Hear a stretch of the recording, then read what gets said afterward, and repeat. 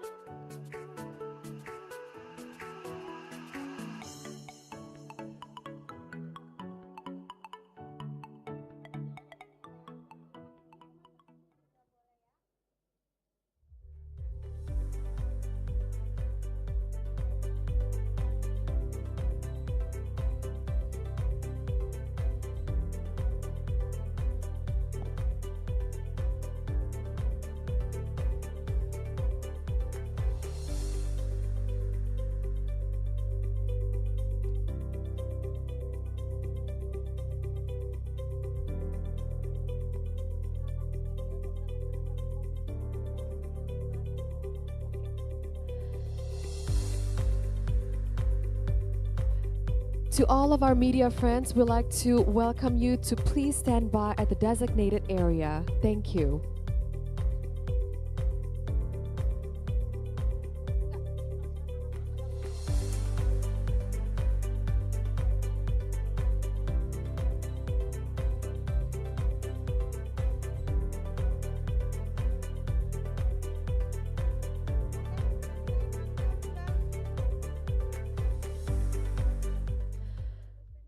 Distinguished guests, ladies and gentlemen, please rise and be on your feet.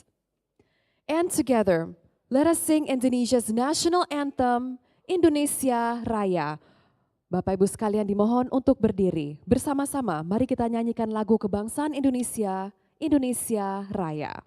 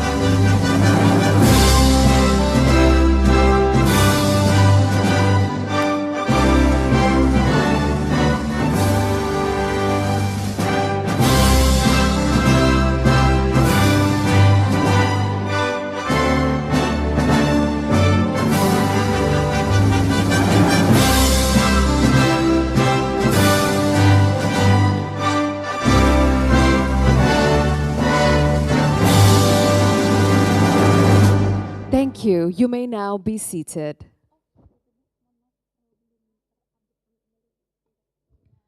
Ladies and gentlemen, we are delighted to present to you the Jakarta Investment Forum 2023.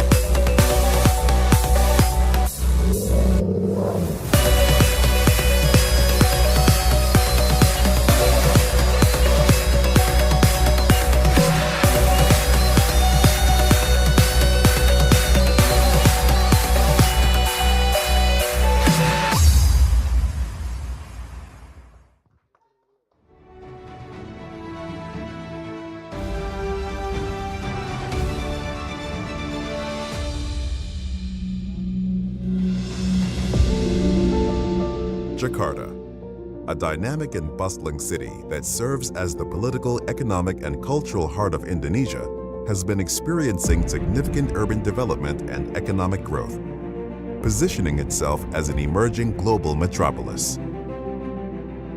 As a home for more than 10 million people, Jakarta is facing many challenges from rapid urbanization, traffic congestion, pollution, to natural disasters. However, Jakarta continues to evolve, reinforcing its position as a significant city in Southeast Asia, as well as making strides towards becoming a global city. The Jakarta provincial government is committed to enhancing policy and accelerating the implementation of infrastructure projects. We understand the importance of providing efficient and reliable infrastructure to meet the growing needs of our city's residents.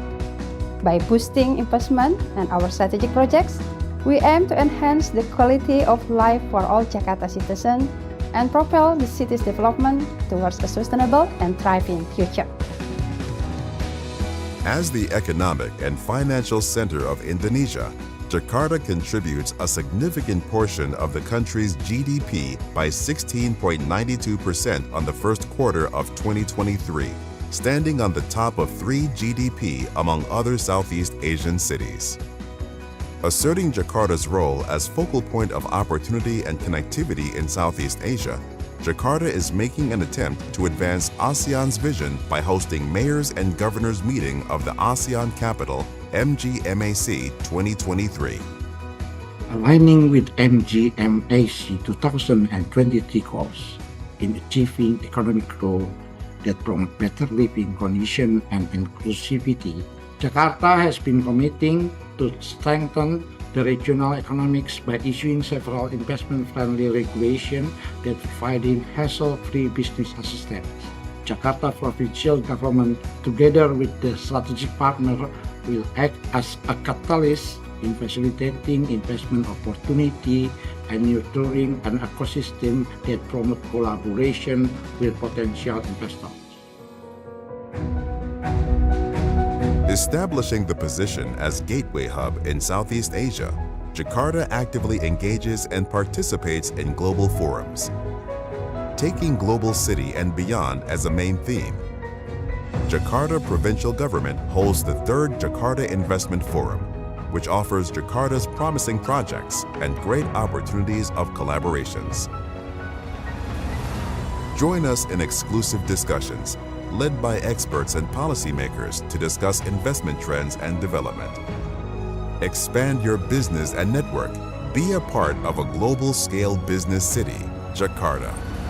Welcome to Jakarta Investment Forum 2023.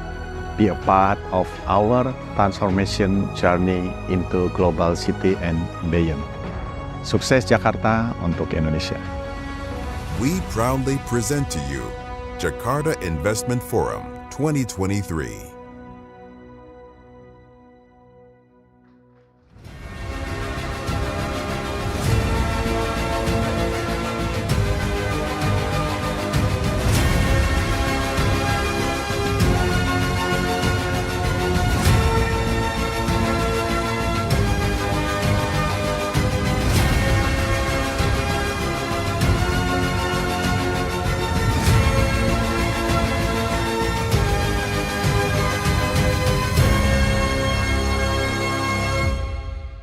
Assalamualaikum warahmatullahi wabarakatuh. Shalom, Om Swastiastu, Namo Buddhaya, salam kebajikan, salam sejahtera untuk kita semua.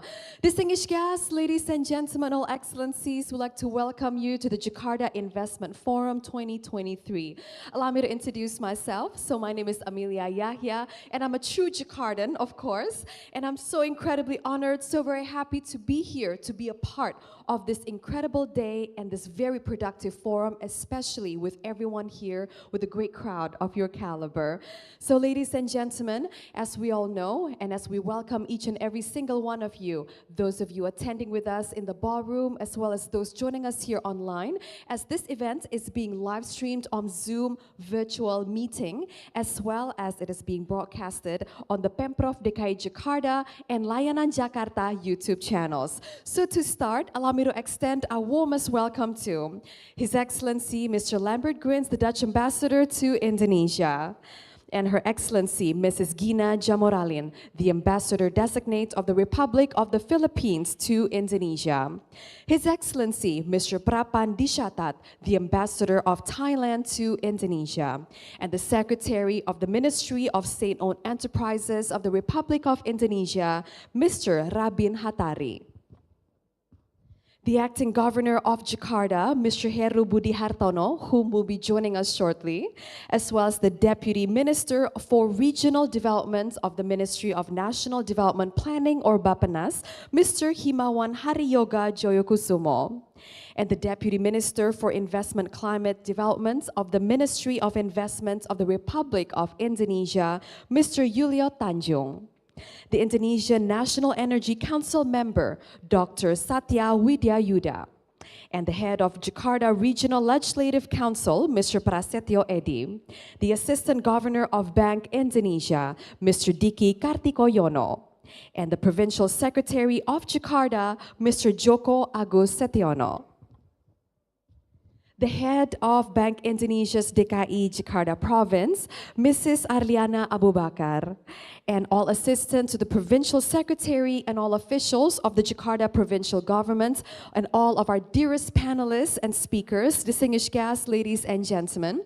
On behalf of our dearest hosts, allow us to extend our profound gratitude and sincere thanks to everyone for your participation and for your attendance here today. Bapak Ibu sekalian yang kami cintai, semoga kabar baik semuanya. Dan kami mengucapkan terima kasih sebesar-besarnya atas kehadiran dan juga partisipasi Bapak Ibu sekalian di acara tentunya yang sangat tunggu-tunggu ini dan sangat bermanfaat ini. Without your support, this event would not be possible. So for that, let us give the biggest round of applause for everyone here. So distinguished guests, ladies and gentlemen, the Jakarta Investment Forum, it is an annual investment forum that we have undoubtedly been waiting for, that is being hosted by the Jakarta Provincial Government, which aims to promote Jakarta, our lively capital city, into an investment-friendly city, as well as a city of collaboration. And this year, it is our third year holding the Jakarta Investment Forum, and this year, we're taking the theme of Global City and beyond. And ladies and gentlemen, we invite all global city leaders along with investment stakeholders to take part in escalating Jakarta's Global City Index from various perspectives. Together, let us strengthen our harmonious relationship with one another as we add local values such as environmental aspects. Let us continue to push for the improvement of our urban development as well as our transportation accessibility. You can imagine, ladies and gentlemen, Indonesia being the fourth most populous country in the world, as well as the largest island nation and also the largest economy in Southeast Asia. So you can imagine the importance and the scope of Jakarta Investment Forum. So without further ado, please allow me to invite to the stage as we hear from the committee report, the head of the Department of Investment and Integrated One-Stop Services of the Jakarta Provincial Government. Let's give a big round of applause for Mr. Beni Agus Chandra.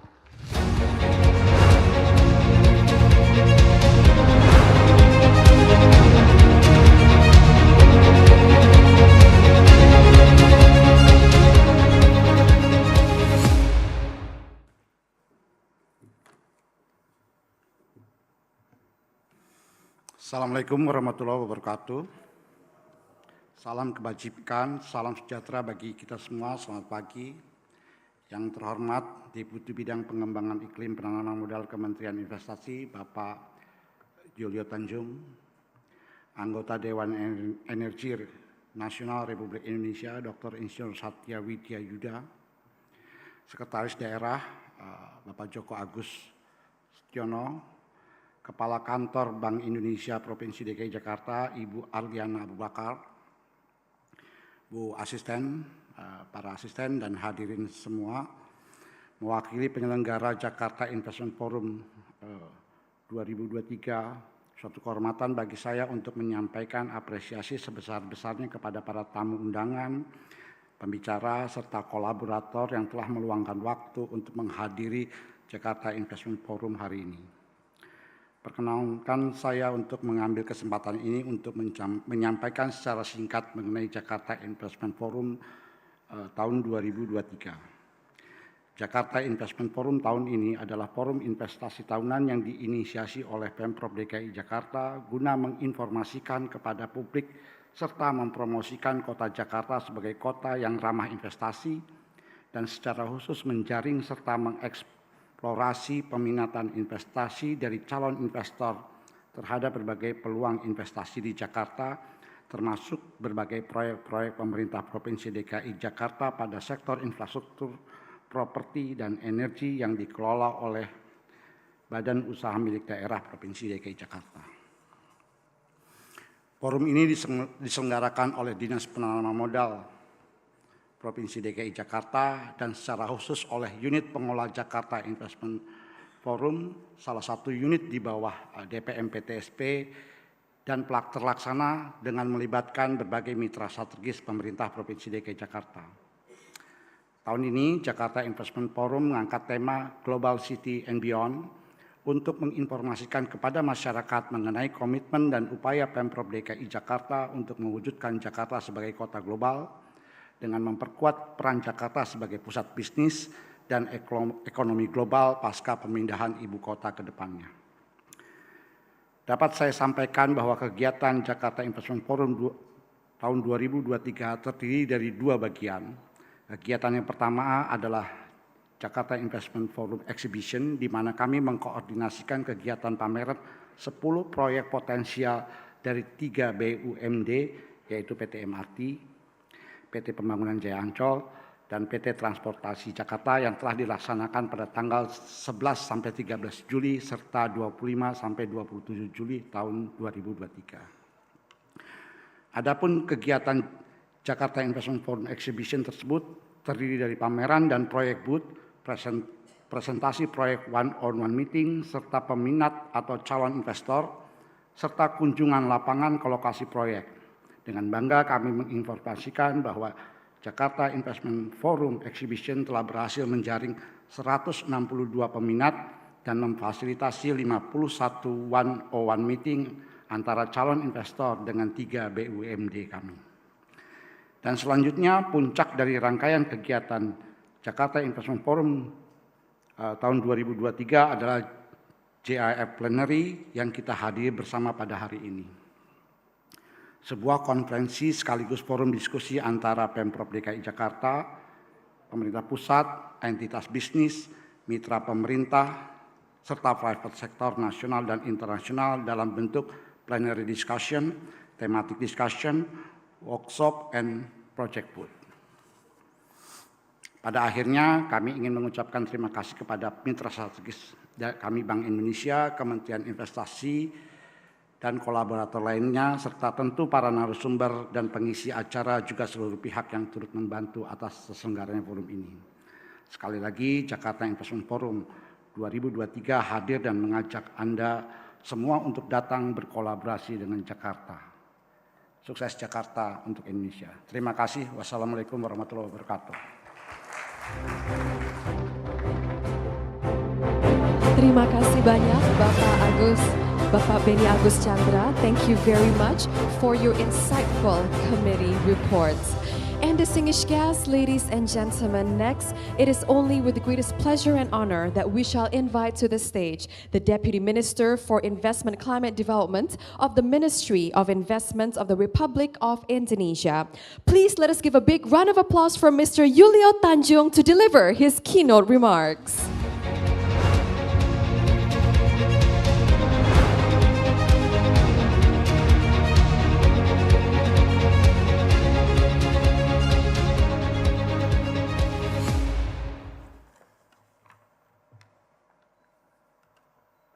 Bismillahirrahmanirrahim. Yang kami hormati Pejabat Gubernur Provinsi DKI Jakarta, Bapak Heru Budi Hartono. Yang kami hormati Bapak Sekretaris Daerah Provinsi DKI Jakarta, Bapak Joko Agus Setiono. Yang kami hormati Duta Besar Belanda untuk Indonesia, His Excellency Mr. Lambert Greens. Yang kami hormati Duta Besar untuk Indonesia, Her Excellency Mrs. Gina Jamoralin. Yang kami hormati Duta Besar Thailand untuk Indonesia, His Excellency Mr. Prapan Disastat. Yang kami hormati Bapak Ibu hadirin peserta Jakarta Investment Forum 2023 dengan tema Global City and Beyond. Assalamualaikum warahmatullahi wabarakatuh. Selamat pagi, salam sejahtera bagi kita semua. Bapak Ibu sekalian, kami menyampaikan permohonan maaf dari Bapak Menteri Investasi, Kepala BKPM yang tidak bisa hadir pada hari ini karena pada saat yang bersamaan beliau ada kegiatan dan beliau menyampaikan salam hangat kepada Bapak Ibu sekalian. Pertama-tama dan tiada henti-hentinya, marilah kita panjatkan puji dan syukur kehadirat Tuhan Yang Maha Kuasa yang telah memberikan kesempatan dan kesehatan untuk dapat hadir bersama-sama pada kegiatan Jakarta Investment Forum 2023 pada pagi hari ini. Sesuai dengan tema kegiatan adalah Jakarta Global City and Beyond dengan fokus strategi peningkatan nilai tambah untuk mendukung kegiatan ekonomi berkelanjutan dilihat dari aspek lingkungan, ketersediaan lahan, dan tata ruang kota, dukungan infrastruktur untuk menjadikan Jakarta sebagai pusat kegiatan ekonomi di kawasan khususnya di ASEAN. Sebagaimana kita ketahui bersama, Jakarta merupakan daerah tujuan investasi utama yang dapat dilihat dari pertumbuhan perekonomian Jakarta pada triwulan 4 2022 yang lalu sebesar 5,01% secara year on year, dengan pangsa pasar ekonomi Jakarta masih tertinggi terhadap perekonomian nasional yaitu 16,64%. Bapak Ibu sekalian, sebagaimana kita ketahui bersama, investasi berperan penting bagi peningkatan kegiatan ekonomi, di mana investasi sebagai engine of growth pertumbuhan perekonomian nasional. Untuk mendukung pertumbuhan perekonomian nasional sebesar 5,3 sampai dengan 5,3% pada tahun 2023 ini, Presiden menetapkan pertumbuhan investasi hampir 17%, di mana target investasi menjadi 1.400 triliun. Atau kondisi ini kita lihat dari tahun-tahun sebelumnya, tahun 2022 yang lalu, capaian realisasi investasi itu adalah sebesar 1.207 triliun. Kenaikan target tersebut menjadi penuh tantangan karena di tengah ketidakpastian global dengan adanya konflik antara Rusia dengan China, Rusia dengan Ukraina, kemudian ada kompetisi antara Amerika Serikat dengan China, dan juga dengan adanya kelangkaan baik pangan maupun energi, itu menjadi tantangan secara global dalam rangka meningkatkan perekonomian.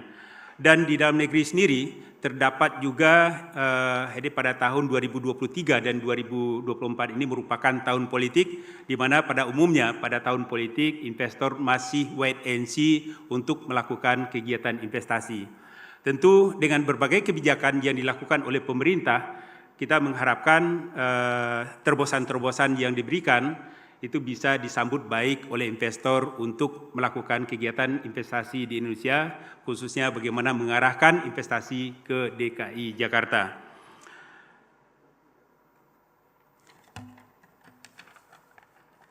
Untuk tahun 2022 yang lalu, realisasi investasi yang sudah kami sampaikan 1.207 triliun atau mencapai 100,6% dari target investasi sebesar 1.200 triliun, terdiri dari realisasi domestic investment sebesar 552,8 triliun, atau 45% dari realisasi investasi, sementara investasi dalam rangka foreign direct investment sebesar 654,4 triliun atau memberikan kontribusi sebesar 54,2%.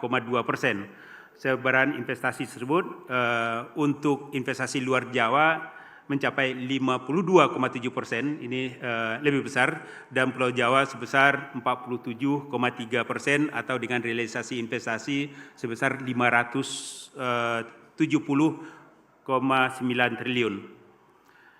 Pertumbuhan investasi dari bulan Januari sampai dengan Juni atau semester 1 tahun 2023 sebesar 16,1% dibandingkan dengan periode yang sama tahun 2022, capaian investasinya sudah mencapai 678,7 triliun.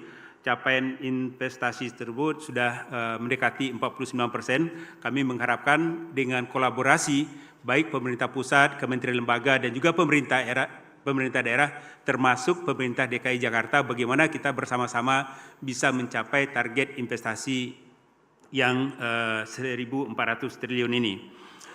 Untuk kontribusi investasi dalam rangka PMA pada semester 1 adalah sebesar 363,3 triliun, merupakan nilai tertinggi sejak tahun 2019. Hal ini menunjukkan bahwa kepercayaan investor untuk melakukan kegiatan investasi di Indonesia cukup tinggi. Sementara kalau kita lihat potensi atau investor yang melakukan kegiatan investasi pada tahun 2023 ini pada semester 1, yang terbesar itu adalah Singapura dengan realisasi investasi sekitar 7 miliar US dollar, ya, kemudian Republik Rakyat Tiongkok sekitar 3 miliar US dollar dan Hong Kong sekitar 2 miliar US dollar, Jepang itu mendekati 3 miliar US dollar dan Malaysia. Tentu ini kita juga berusaha untuk bagaimana peran dari UMKM dalam pelaksanaan kegiatan investasi. Jadi yang selama ini belum pernah kita lakukan pencatatan terhadap realisasi investasi PMDN, khususnya usaha mikro kecil. Pada tahun 2023 ini kita mencoba untuk mencatat berapa realisasi investasi yang dilakukan oleh UMKM. Ternyata UMKM yang bertumbuh pada tahun 2023 ini yang mencatatkan kegiatannya itu melalui nomor induk berusaha mencapai 1,5 juta pelaku usaha. Dengan investasi yang dilakukan oleh UMKM ini sekitar 138,8 triliun. Ya, kami melihat dengan adanya investasi PMA dan PMDN-nya naik, dan juga untuk dalam rangka UMKM-nya itu juga terjadi peningkatan yang signifikan. Bapak Ibu sekalian, untuk realisasi investasi di Jakarta pada tahun 2022 yang lalu, untuk PMA ini adalah merupakan bagian yang terbesar aliran investasinya. Itu mencapai 3,7 miliar US dollar. Jadi untuk PMD-nya mencapai 89,2 triliun. Total investasi PMDN dan PMA ini mencapai 143 triliun atau merupakan secara global, jadi kalau kita jumlahkan PMDN dan PMA, total investasi yang masuk ke Indonesia, Jakarta merupakan peringkat kedua sebagai tujuan investasi.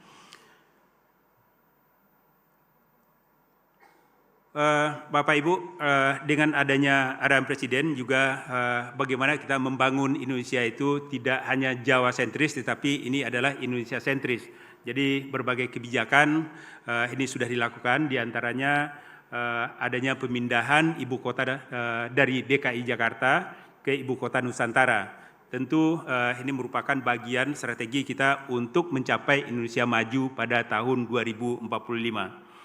Untuk arahan kebijakan investasi, ini kita bisa melihat bahwa persaingan kita dalam rangka menarik investasi ini justru semakin ketat, karena persaingan itu bukan hanya antar negara, tetapi antar daerah itu juga terjadi persaingan yang sangat ketat.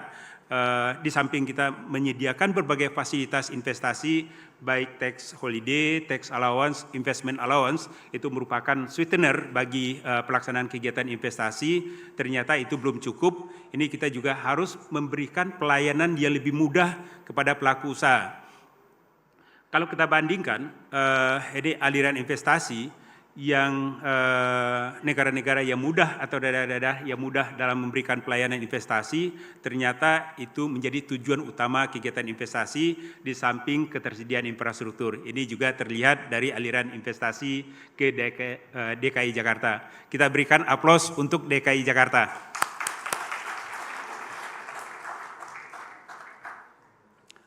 Bapak Ibu sekalian, untuk arah kebijakan investasi, yang pertama adalah investasi berwawasan lingkungan atau green investment dengan menjadikan Jakarta sebagai daerah tujuan investasi yang berwawasan lingkungan, juga termasuk bagaimana kita melihat ekosistem investasi yang sudah terbangun di Jakarta. Kita mengharapkan green investment ini juga menjadi fokus dalam pelaksanaan kegiatan investasi di DKI Jakarta, sekaligus untuk mendorong atau mewujudkan Indonesia maju pada tahun 2045.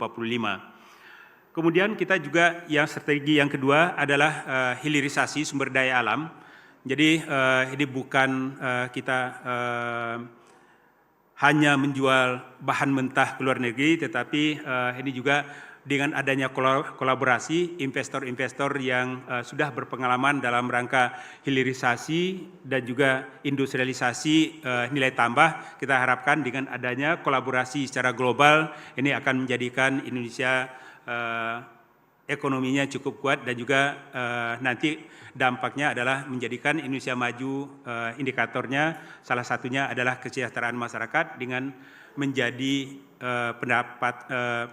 masyarakat berpendapatan tinggi untuk tahun 2045. Ini program hilirisasi, Bapak Ibu sekalian, ini kita sudah melihat contoh dari hilirisasi nikel yang dilakukan, yang tadinya produk nikel dan turunan nilai ekspornya itu hanya sekitar 2 miliar US dollar. Ini pada tahun 2022 yang lalu itu justru nilai ekspor nikel dan turunannya sudah mencapai 30 miliar US dollar. Yang tadinya defisit neraca perdagangan kita cukup signifikan, tahun lalu kita sudah surplus neraca perdagangan kita lebih dari 50 miliar US dollar. Tentu dengan adanya kebijakan-kebijakan ini menjadikan Indonesia sebagai negara yang lebih kompetitif bagi pelaksanaan kegiatan secara keseluruhan. Strategi yang ketiga itu adalah yang terkait dengan kolaborasi antara usaha besar dengan UMKM. Jadi dalam rangka investasi kita juga sudah melakukan berbagai terobosan dan juga memberikan dampak peluang bagi UMKM untuk naik kelas. Jadi dengan adanya kolaborasi ini bagi perusahaan-perusahaan yang mengajukan fasilitas penanaman modal dan juga ada kegiatan-kegiatan yang kita dorong adanya kemitraan, itu justru ini memberikan kesempatan bagi pelaku usaha yang ada di daerah. Jadi dampaknya tidak terjadi ketimpangan antara pelaku usaha UMKM dan juga ini ada kesempatan yang lebih besar bagi usaha besar dalam rangka peningkatan kegiatan ekonomi dan investasi. Bapak Ibu sekalian, tentu dengan adanya pemindahan Ibu Kota Nusantara yang merupakan salah satu upaya pemerintah dalam rangka mewujudkan visi Indonesia sebagai negara maju dan pembangunan nasional yang menjadi lebih Indonesia sentris, kami juga mengharapkan adanya kontribusi dari pihak pelaku usaha yang menjadikan kegiatan pembangunan di Nusantara sebagai ekonomi hub untuk pemerataan pertumbuhan perekonomian khususnya di Indonesia kawasan timur. Oleh karena itu, dengan adanya pemindahan ibu kota ke Nusantara, seyogyanya dapat tetap bersinergi dan tetap menjadikan Indonesia sebagai pusat pertumbuhan perekonomian. Demikian yang dapat kami sampaikan. Semoga kegiatan Jakarta Investment Forum 2023 ini dapat menjadi wadah diskusi yang baik antara pemerintah, kalangan asosiasi, akademisi, think tank, investor, baik domestik maupun dalam rangka foreign direct investment. Untuk arah kebijakan investasi, pemerintah juga selalu berusaha untuk melakukan konsolidasi kebijakan yang lebih baik ke depan. Demikian Bapak Ibu sekalian yang dapat kami sampaikan. Billahi taufiq wal hidayah. Wassalamualaikum warahmatullahi wabarakatuh. Waalaikumsalam warahmatullahi wabarakatuh. Terima kasih. Thank you very much, Bapak Yuliot Tanjung, for the insightful, very informative keynote speech. And let us continue to hand-in-hand support the developments of Jakarta in becoming a more investment-friendly and a city of collaboration. Now, ladies and gentlemen, distinguished guests, it is also an incredible honor of ours to welcome to the stage the Provincial Secretary of Jakarta, Mr. Joko Agus Setiono, to deliver his opening remarks. Let us give him a big round of applause.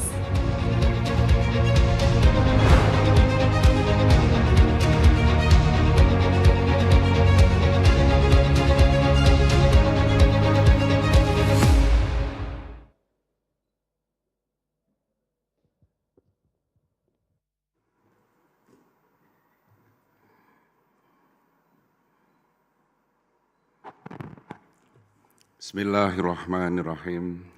Assalamualaikum warahmatullahi wabarakatuh. Selamat pagi dan salam sejahtera untuk kita semua. Om Swastiastu, Namo Buddhaya, dan salam kebajikan.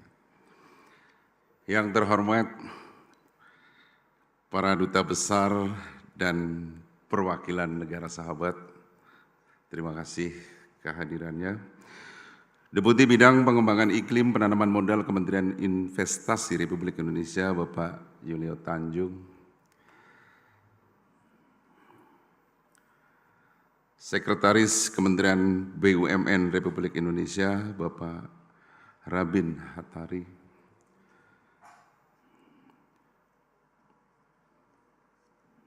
Anggota Komisi B DPRD Provinsi DKI Jakarta, Pak Farazandi Fidiansyah, Asisten Gubernur Bank Indonesia, Bapak Diki Kartiko, Kepala Perwakilan Bank Indonesia Provinsi DKI Jakarta, Bu Arliana Abu Bakar, Kepala Dinas Penanaman Modal dan Pelayanan Terpadu Satu Pintu DKI Jakarta, Bapak Beni Agus Sandra, para asisten Sekda Pemerintah Provinsi DKI Jakarta. Mohon maaf, ini urutannya kebalik, Pak. Perwakilan kementerian atau lembaga yang hadir pada hari ini, para kepala SKPD, Pak Inspektur, saya lihat. Perwakilan organisasi dan lembaga internasional, perwakilan Asosiasi Bisnis dan Kamar Dagang, para direktur utama badan usaha milik daerah atau yang hari ini hadir mewakili, Bapak Ibu, seluruh yang hadir dan hari ini, dan tidak lupa juga rekan-rekan dari media.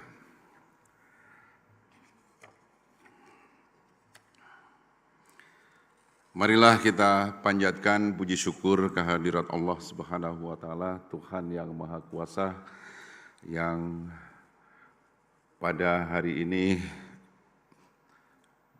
memberikan nikmat kepada kita, terutama nikmat sehat, sehingga kita bisa bertemu pada kesempatan yang baik ini dalam acara Global City and Beyond. Bapak Ibu sekalian, bahwa pemerintah daerah sangat memerlukan mitra di dalam membangun kawasan. Oleh karena itu, kami dari pemerintah Provinsi DKI Jakarta sangat menyambut baik forum ini. Seperti kita ketahui bahwa pertumbuhan ekonomi Jakarta terus menunjukkan kinerja yang positif. Ekonomi Jakarta pada triwulan 1 2023 tumbuh 4,95% year on year. Pertumbuhan positif terutama didorong oleh peningkatan investasi, kinerja konsumsi rumah tangga yang tinggi, hingga masih kuatnya kinerja ekspor. Selain itu, menurunnya harga komoditas energi dan terjaganya permintaan domestik turut mendukung pertumbuhan ekonomi Jakarta. Dari sisi produksi, year on year hampir semua lapangan usaha tumbuh positif. Transportasi dan pergudangan mencatat kinerja tertinggi dengan tumbuh sebesar 17,43%. Mobilitas masyarakat yang semakin tinggi berdampak pada meningkatnya aktivitas transportasi di Jakarta. Jakarta Investment Forum 2023 merupakan forum bisnis dan investasi berskala internasional yang diselenggarakan oleh pemerintah Provinsi DKI Jakarta untuk mempromosikan proyek-proyek potensial yang ada di Jakarta kepada calon investor dalam dan luar negeri. Jakarta Investment Forum 2023 mengambil tema Global City and Beyond, sejalan dengan proyeksi Jakarta sebagai pusat ekonomi dan bisnis berskala global. Berbagai proyek pada sektor transportasi, properti, energi terbarukan, transit-oriented development, waste management, pariwisata, sampai dengan infrastruktur kami tawarkan pada Jakarta Investment Forum kali ini. Diharapkan melalui mekanisme pembiayaan dan investasi yang optimal, Jakarta dapat melanjutkan kegiatan pembangunan jangka panjang serta proyek-proyek strategis yang menunjang kualitas kehidupan masyarakat untuk mewujudkan Jakarta sebagai kota untuk semua. Besar harapan saya peningkatan realisasi investasi akan memberikan multiplier effect di berbagai sektor yang akan mendorong pertumbuhan ekonomi. Akhir kata, saya berharap dengan adanya pelaksanaan Jakarta International Forum 2023 dapat memperkuat kemitraan dengan berbagai pemangku kepentingan untuk memastikan transformasi Jakarta menjadi kota ekonomi dan bisnis skala global. Mengakhiri sambutan saya bacakan pantun. Pagi-pagi menonton berita, banyak informasi terkini dari awak media. Mari tingkatkan investasi kota Jakarta demi sukses Jakarta untuk Indonesia. Assalamualaikum warahmatullahi wabarakatuh. Terima kasih banyak Pak Joko. Kami mohon untuk tetap berada di atas panggung. We'd like to ask you to please remain on stage. And next, Bapak, selanjutnya, ladies and gentlemen, let us officially inaugurate the Jakarta Investment Forum 2023. So for that, allow me to invite to the stage Ibu Arliana Abu Bakar. We'd like to welcome you to please welcome on stage. Ladies and gentlemen, let us give her a big round of applause. And along with Ibu Arliana Abu Bakar, we'd also like to welcome Bapak Yuliot Tanjung. Let's give him a big round of applause.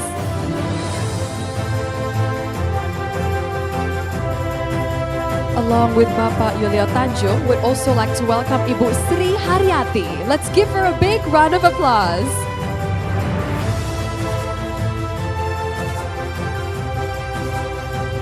Along with Ibu Sri, we'd also like to welcome Bapak Beni Agus Chandra. Let's give him a big round of applause.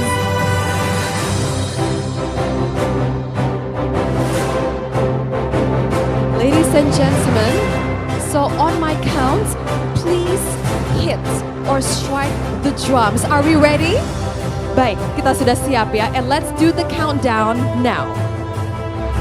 5, 4, 3, 2, 1.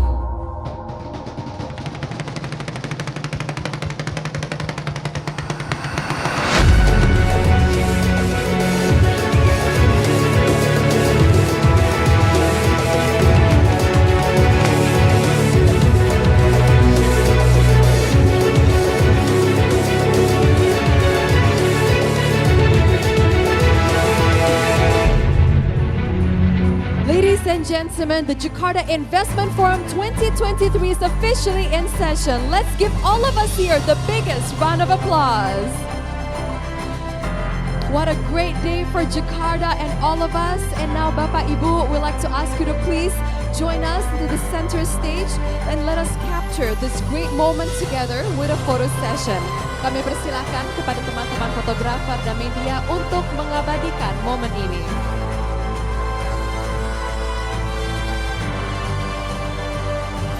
Ladies and gentlemen, there we have it. We have officially inaugurated the Jakarta Investment Forum 2023, the global city and beyond.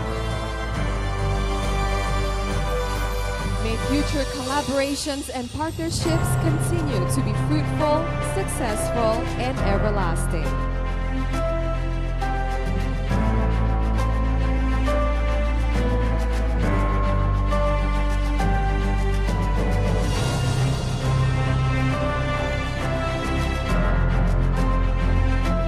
And now, ladies and gentlemen, once again, let us give them a big round of applause. Terima kasih Bapak, terima kasih Ibu. Thank you for officially inaugurating the Jakarta Investment Forum 2023. What a great productive day that we're all having. And there's so much more that we need to learn as we start our plenary discussions later. And we'd like to once again thank you. Thank you Bapak, Ibu, terima kasih banyak. Thank you for officially inaugurating the Jakarta Investment Forum 2023 on global city and beyond. And as we know, Jakarta being our beautiful, very productive, hustling and bustling capital city, and Indonesia being the largest economy in Southeast Asia, as well as the largest island nation in the world and the fourth most populous country in the world. And there we have it. Ladies and gentlemen, what a great scope and importance to highlight on the Jakarta Investment Forum 2023. And ladies and gentlemen, after this inauguration, I'd like to once again remind all of you to please scan the barcode that we have on the screen as well as on your tables, as we'd like to kindly ask you to provide us with your feedback on the feedback form. Ladies and gentlemen, we'd like to kindly ask you to scan the QR code that is provided on your tables as well as soon to be provided on the screen. Please scan the QR code, ladies and gentlemen, to give us your feedback with regards to our event, the Jakarta Investment Forum 2023.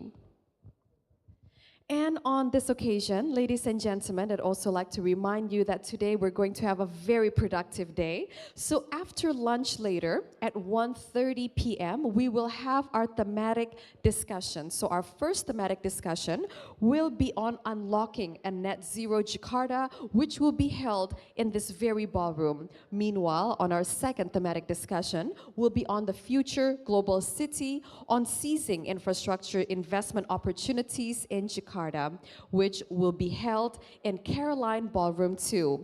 Meanwhile, on our third thematic discussion will be on the creating green investment opportunities and potential in Jakarta, which will be held in Newport 2.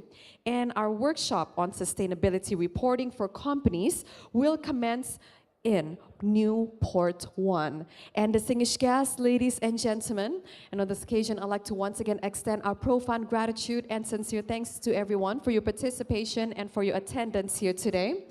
So, without further ado, ladies and gentlemen, to really get the essence of Jakarta Investment Forum 2023, I'd like to direct your eyes onto the screen as we present to you this next video.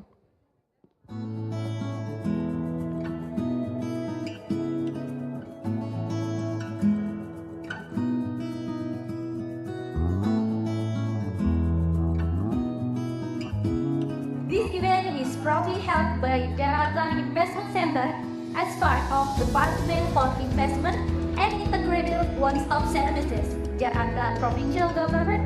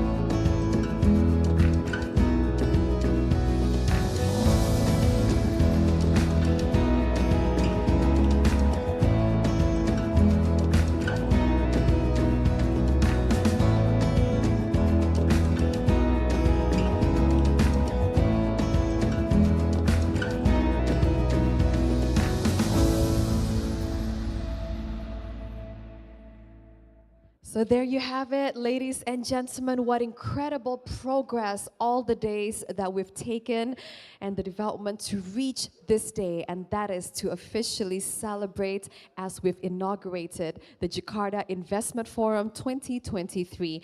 And once again, ladies and gentlemen, before we start with our plenary discussion, which is the first discussion of the Jakarta Investment Forum, I'd like to kindly ask you to please scan this barcode. We'd like to ask for your participation and providing your feedback by scanning this barcode that you can see on our big screen, and it is also presented on each of your tables. And please scan and complete this survey to rate our event. Thank you so much for your participation. And so, ladies and gentlemen, this is it. This is the moment that we've been waiting for. Our first discussion being the plenary discussion of Jakarta Investment Forum 2023. Please allow me to welcome our dearest moderator. Let's give a big round of applause for Rory Asari.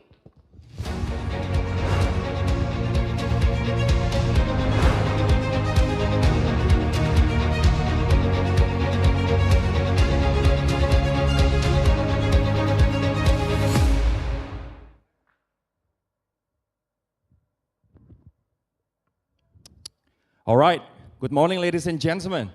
Apa kabarnya? I can't hear it from you. Apa kabarnya? Let's give round of applause for this session please. Boleh kita beri aplaus yang meriah untuk sesi pagi hari ini. So, good morning distinguished guests, delegates, investors, researchers, journalists, media, and all the participants, ladies and gentlemen. It is a great honor for me, Rory Ashari, to welcome all of you at this plenary discussion themed Global City and Beyond. We have a very diverse group today, this morning, that we are ready to discuss a very interesting topic, investment opportunities in Jakarta as well, and it is also exciting that we have a very diverse background of our participants here. But before we dive deeper into our discussion today, please allow me to give a glimpse of what is actually Global City and Beyond, the theme that we have this morning. So global cities play a very important role at the global and regional level. That's all that we know. And large urban centers have a very significant competitive advantages and serve as a primary needs in the ever more interconnected global economic system. And as part of Jakarta's ongoing commitment to strengthen the city's economic influence in Indonesia, while also securing its position as a more prominent global city, Jakarta envisions strengthening its local identities to create a unique selling point. This commitment is manifested through the formulation of Jakarta Regional Spatial Planning, or Rencana Tata Ruang and Wilayah 2042, Governor's Regulation number 31, year 2022 on detailed spatial planning, and also Governor's Regulation number 25, year 2022 on Regional Development Plan from year 2023 to 2026. And all in all these investment and all this discussion, all these initiatives will ease the doing of business in Jakarta, as well as encouraging business and investment competitiveness for Jakarta as a global city. So, ladies and gentlemen, there are at least 5 subtopics that we are ready to discuss in this plenary discussion. Number 1 is the empowerment of Jakarta's economy by attracting more global investment to accelerate Jakarta's transition to be a global city. We'll be talking about investment a lot here and why Jakarta is very attractive still to attract investment to the city. Number 2 is the role of state-owned enterprises in creating a global city. That's why we are inviting an official from the State-Owned Enterprises Ministry to discuss more about how the ministry and also the nation is gearing up and also brushing up the investment climate in the country and especially in the city. Number 3 is about Jakarta post-capital city relocation towards a global city. This is a mixed feeling between Jakarta officials and also national officials that are we ready? And are we that, excited to turn Jakarta into a global city? And what does it take to turn such big initiative from a capital city into a global business city? And number 4 is supporting global city vision by enhancing intercity connection. We'll be talking about intercity interconnection and transportation, whether Jakarta will be ready to have an interconnected transportation system. We've got MRT, we've got LRT, but what does it take to be fully integrated and interconnected? And last but not least is about accelerating Jakarta's development towards a business, economy, and tourism city according to global city standards. These are the 5 subtopics that we're about to discuss for today, and I'm very excited. I hope you are too, that we're going to learn and we're going to gain insights about this topic, global city and beyond. And please allow me now to sit, as I'd like to invite all the 5 panelists on stage. Now, I would like to invite the first panelist, Mr. Diki Kartikoyono. He completed his bachelor's degree in accounting and received a master's degree in management from George Washington University.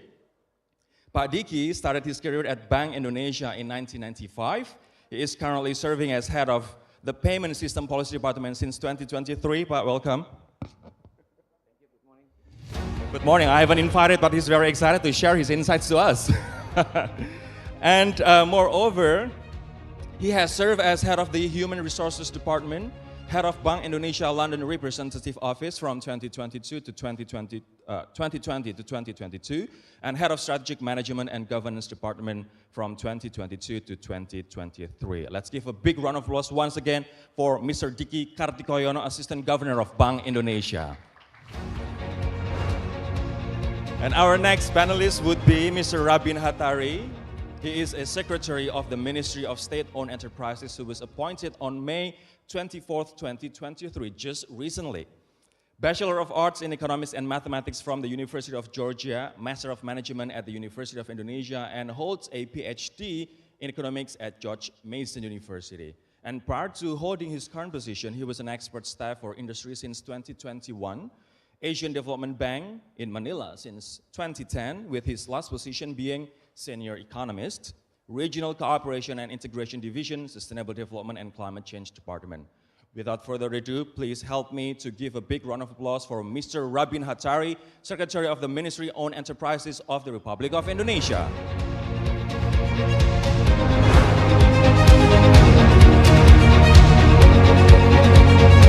All right.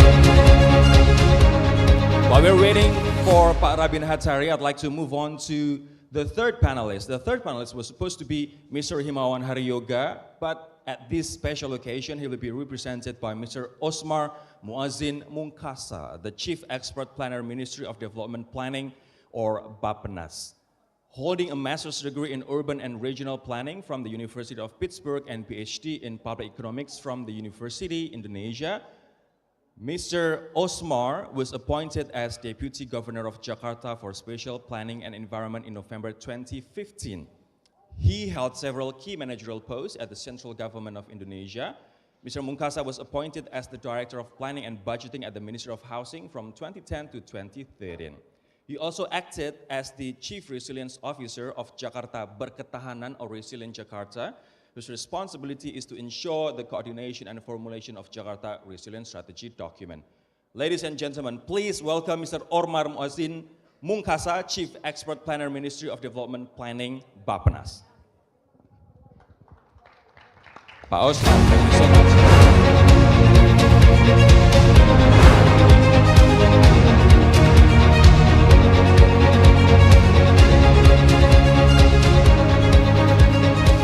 All right, as the fourth panelist, we've got Professor Wihana Kirana Jaya, who is the Special Staff for Economic Affairs and Transportation Investment to the Minister of Transportation of the Republic of Indonesia.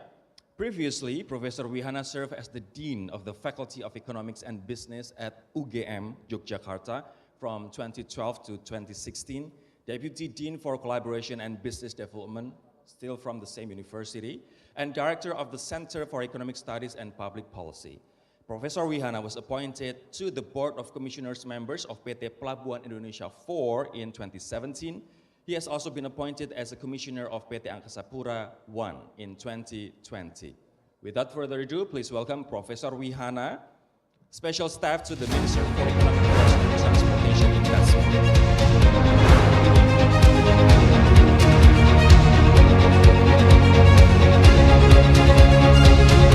I'd also like to welcome Mr. Rabin.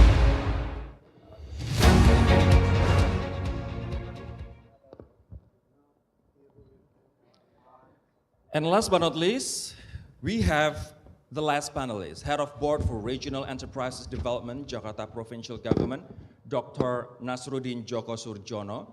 So before serving as head of the board for Regional Enterprises Development, he previously served as the head of Regional Development Planning Board in 2020 to 2022, and deputy head of the Regional Financial Management Agency, and also deputy head of board for Local Finance Management. Please welcome head of board for Regional Enterprises Development, Jakarta Provincial Government, Dr. Nasruddin Djoko Surjono.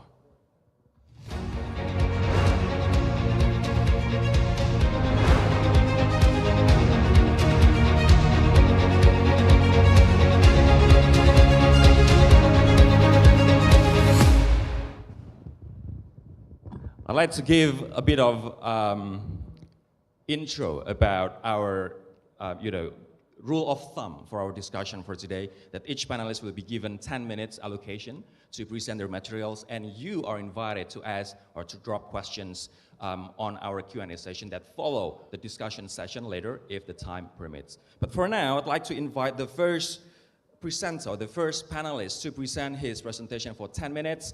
Let's start with Mr. Diki Kartikoyono, Assistant Governor of Bank Indonesia. Pak Diki, the time is yours. Thank you, Rory. You can actually sit down or use that podium if you'd like. Okay, I better use the podium then. Terima kasih ya, Pak.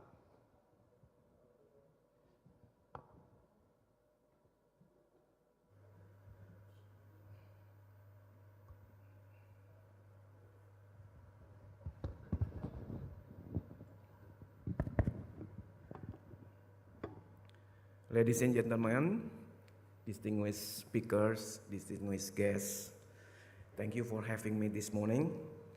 It is my great pleasure and honor to speak before you.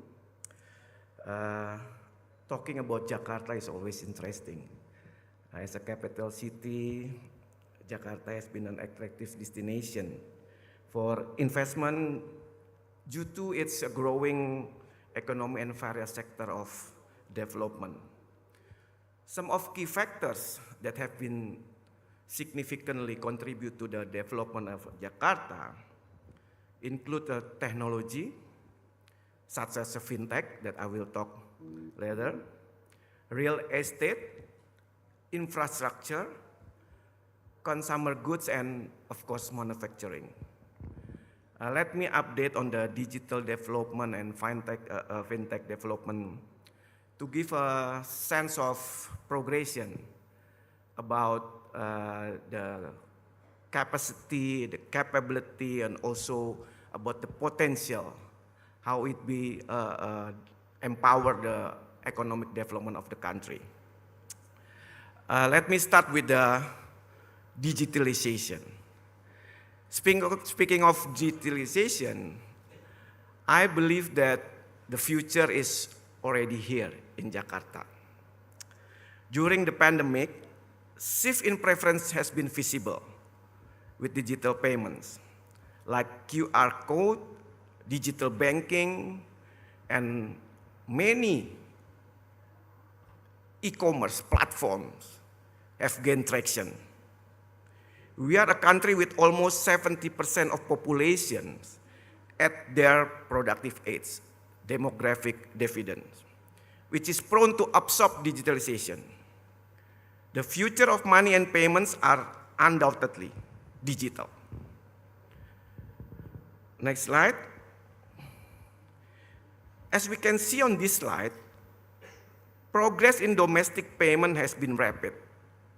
In Indonesia case, rise of digitalization payment has been tremendous with 2025 Indonesian payment system blueprint.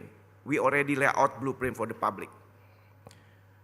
Emerged as a game changer in the economy. Let me elaborate it further. First, we're doing the regulatory reform. In response to digitalization, we found the urgency to move from entity-based, rule-based approach regulation to activity-based. So it's become more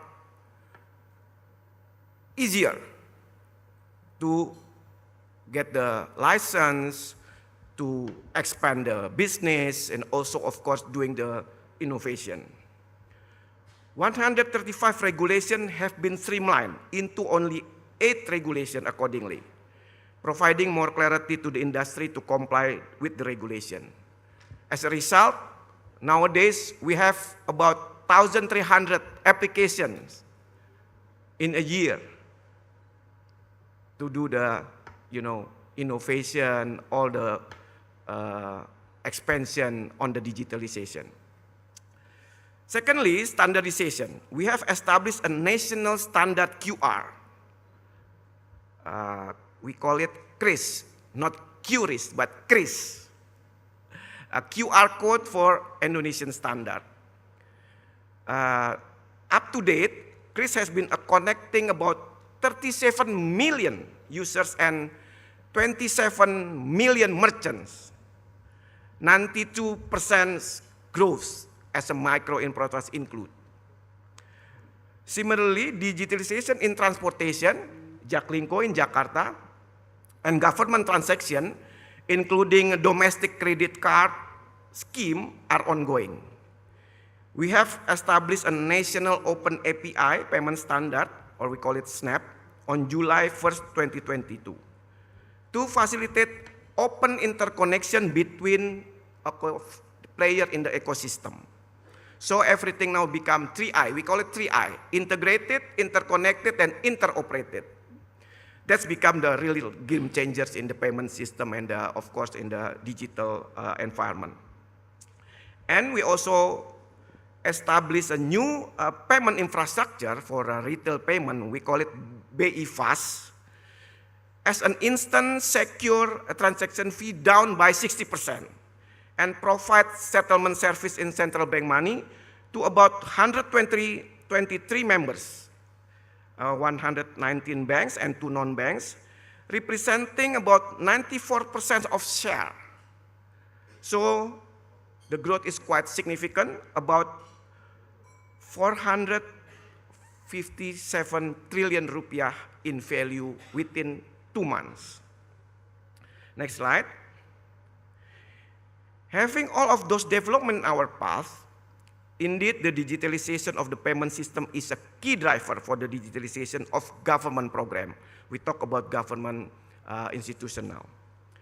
Especially for social assistance, we call it Bansos, electronification for the local government transaction, and transportation. We connect all the transportation system within one platform of digital payment. This is achieved through customer-centric principles, multi-channel and multi-instruments approaches, share infrastructure, and expanded application utilization. Let me elaborate the 3 areas. In social assistance digitization, the program for, hopeful family food assistance and Indonesian education program, and also energy subsidies directly touch upon the receiver because of the digitalization. Expanding social assistance to encourage a customer-centric by establishing ecosystem to use their social assistance to the small medium enterprise within their area. Omni-channel, interconnected, and of course using the technology such as CRIS. Bank Indonesia plays an active role in supporting digitization through business model preparation. We of course doing a collaboration, coordination with the related stakeholders, especially on the ministers, social ministers, or the related ministers. Secondly, electronification on local government transaction. Digital payment are used to support e-tax, e-retribution, and other digital services. And accelerating local government transaction aim to improve financial governance and increase regional revenue potential.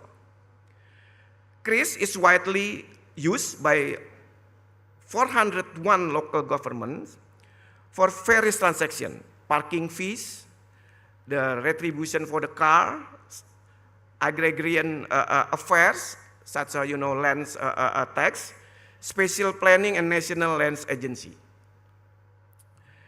And thirdly, in the transportation digitization, Digitizing payment in transportation improve the efficiency and quality. Integration of transportation modes such as in Jakarta area, and we also now developing the multi-lane free flow for the toll road, is a flagship project to accelerate transportation digitization. This is my, next slide please. The impact of government program digitization is clearly shown in this chart. The digitization can be directly experienced through improvement of financial inclusion, program quality, governance, fiscal resiliency, and efficiency. Digitalization also promote improvement governance in financial management, in of course, in the many local government. Strengthening community resilience, and of course, is clearly also help the subsistence people in the poverty area become more, wealth, increase their wealth. In transportation, digitalization serves as a catalyst for increased users and revenue, supporting the green economy by reducing greenhouse gas emission.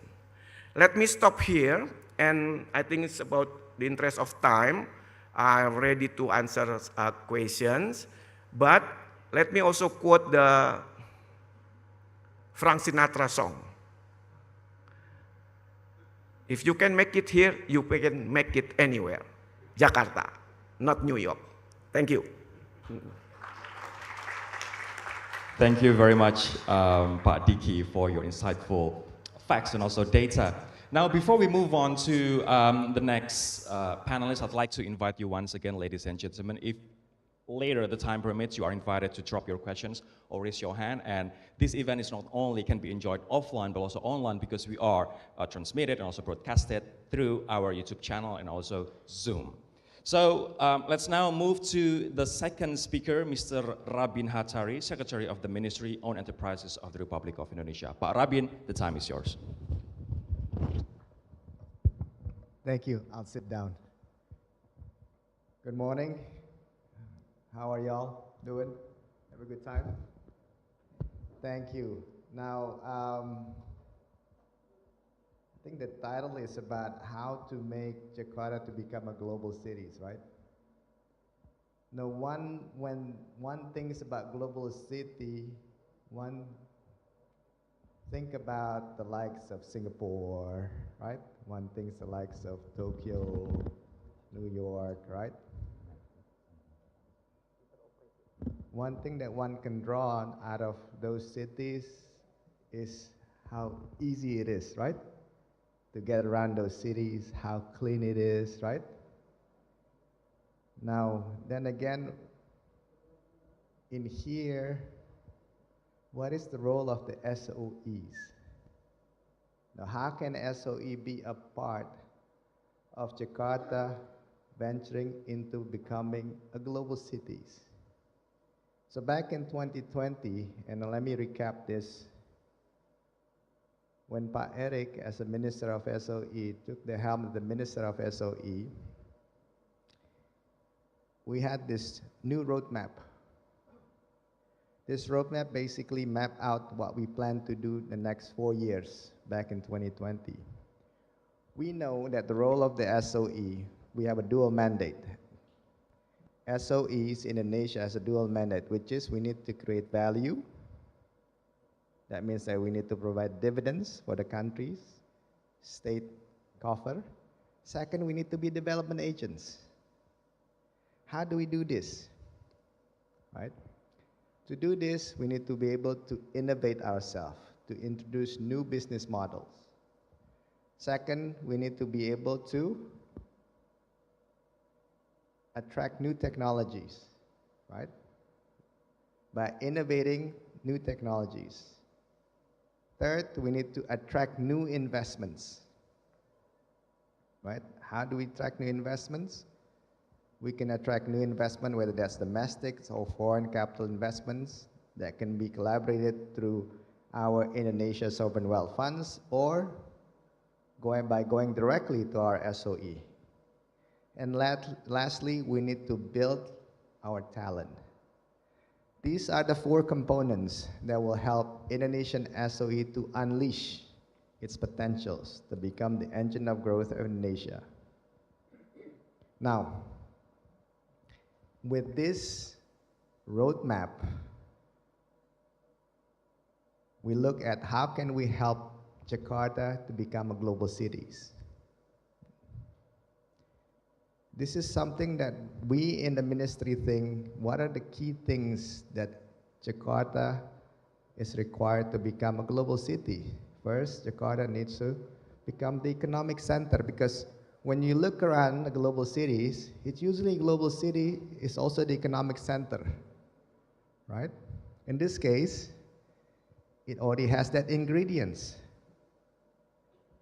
Jakarta hosts Jakarta Stock Exchange, or Indonesia Stock Exchange.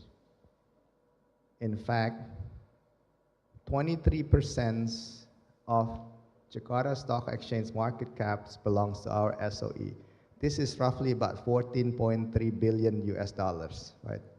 So close to 1/4 of Indonesian stock exchange is being run by our state-owned enterprises. So we are an integral part of Jakarta's effort to become a global city. Second, accessibility and integrated connectivities. I will later on explain about some of the key projects that we in the SOE are collaborating with the local government, the provincial governments, as well with the private sector partners in order to improve the connectivities, right? And also the transportations within the city of Jakarta, and also linking Jakarta with other cities in Indonesia.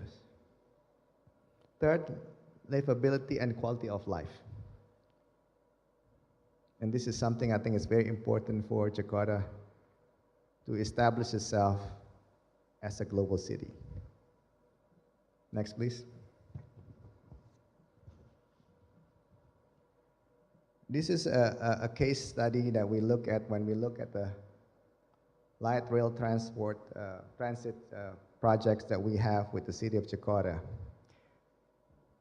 This is a project that has been ongoing for the past 3 to 4 years, something that we are very proud of, working together with the provincial government of Jakarta and also with the central governments, with the Ministry of Transports, where we are currently developing a modern network of railways within the city of Jakarta, right?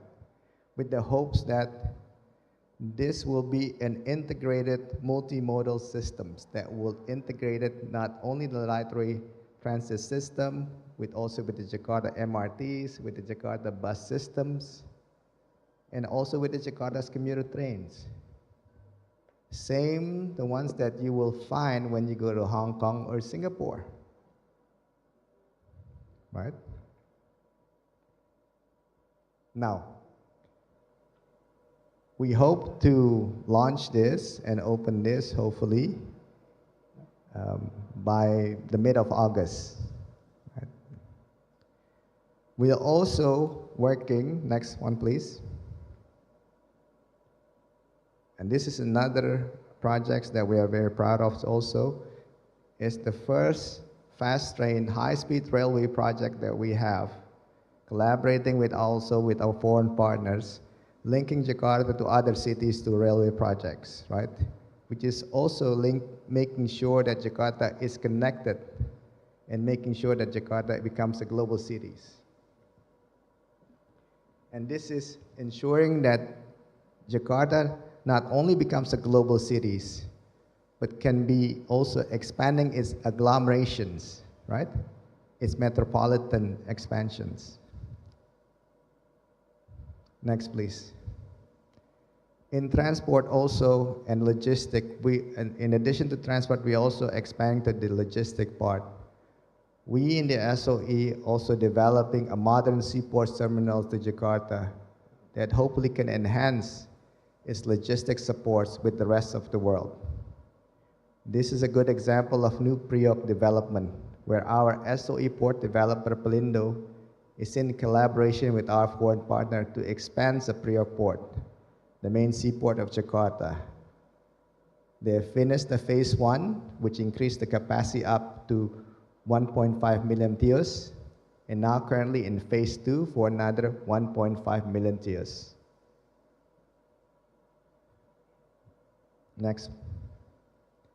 To improve the living quality of citizens of Jakarta, our SOEs is also in collaboration with our local governments entity are developing transit-oriented development in a number of areas in Jakarta. As you all know, TOD has become an essential tool to manage growth, reduce environmental impact, and improve quality of urban living. This is something that one also sees whenever one visits other global cities in the world. Next. In order to also improve the living quality of life, one also needs to introduce new tourism sites, especially in the city of Jakarta, where work-life balance becomes matter, especially in urban life. Therefore, we in the SOE work together with private sectors to develop new tourism destinations within the city of Jakarta. One good case is the development of Sunda Kelapa Integrated Heritage Tourism.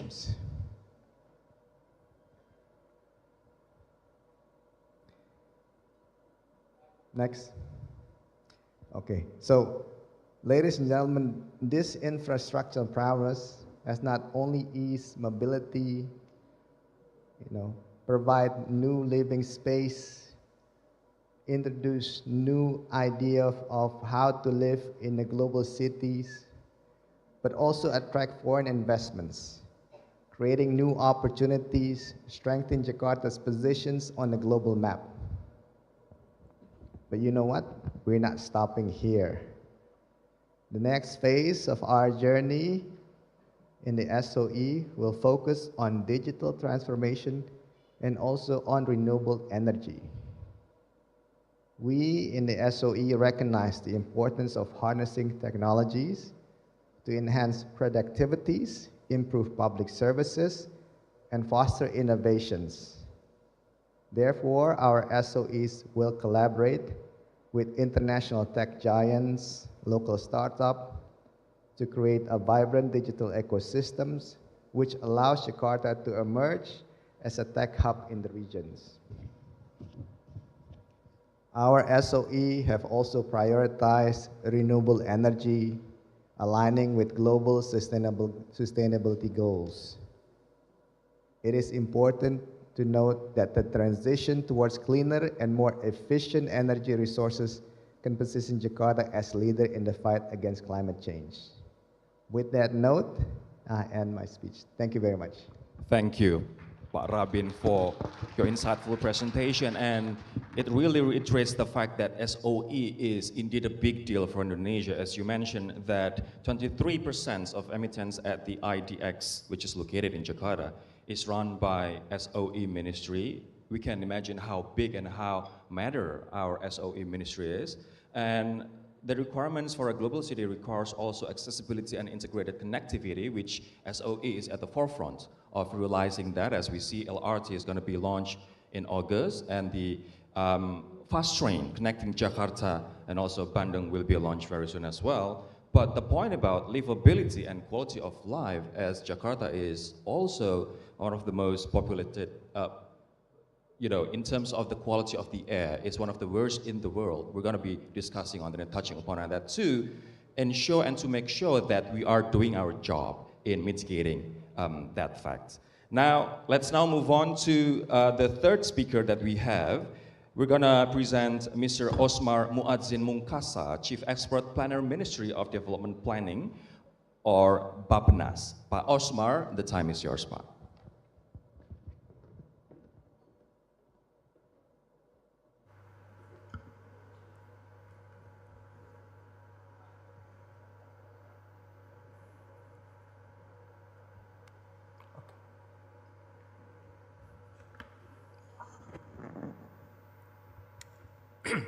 Thank you, Mr. Moderator, Pak Rory. And good morning, distinguished panelists. Good morning, distinguished guests. Before I start my presentation, allow me to extend the apology from the Deputy of Regional Development, Bappenas, for his absence on these important events, and allow me to represent him. We are going to talk about the what is the global city of Jakarta would be in the next future, from the what do you call it, from the view of the central government. And we start by inform that currently the government of Indonesia finalizing the National Long-Term Development Plan 2025-2045 with the title Indonesia Must Vision Sovereign, Advanced and Sustainable Archipelago. In the context of urban development, the direction of this National Long-Term Plan is to put cities as centers of economic growth, thus supporting economic transformation through, at least through 4 steps.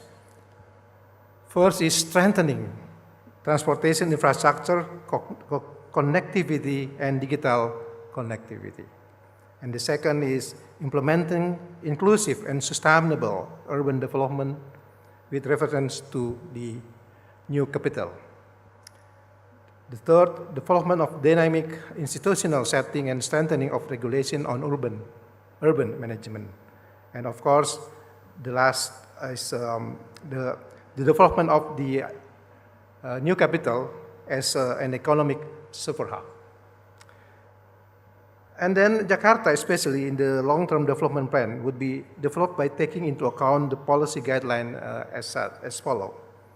1, we need to strengthening cross-administrative boundary cooperation in metropolitan of Jakarta, because we have an issue, we call it a fragmented governance.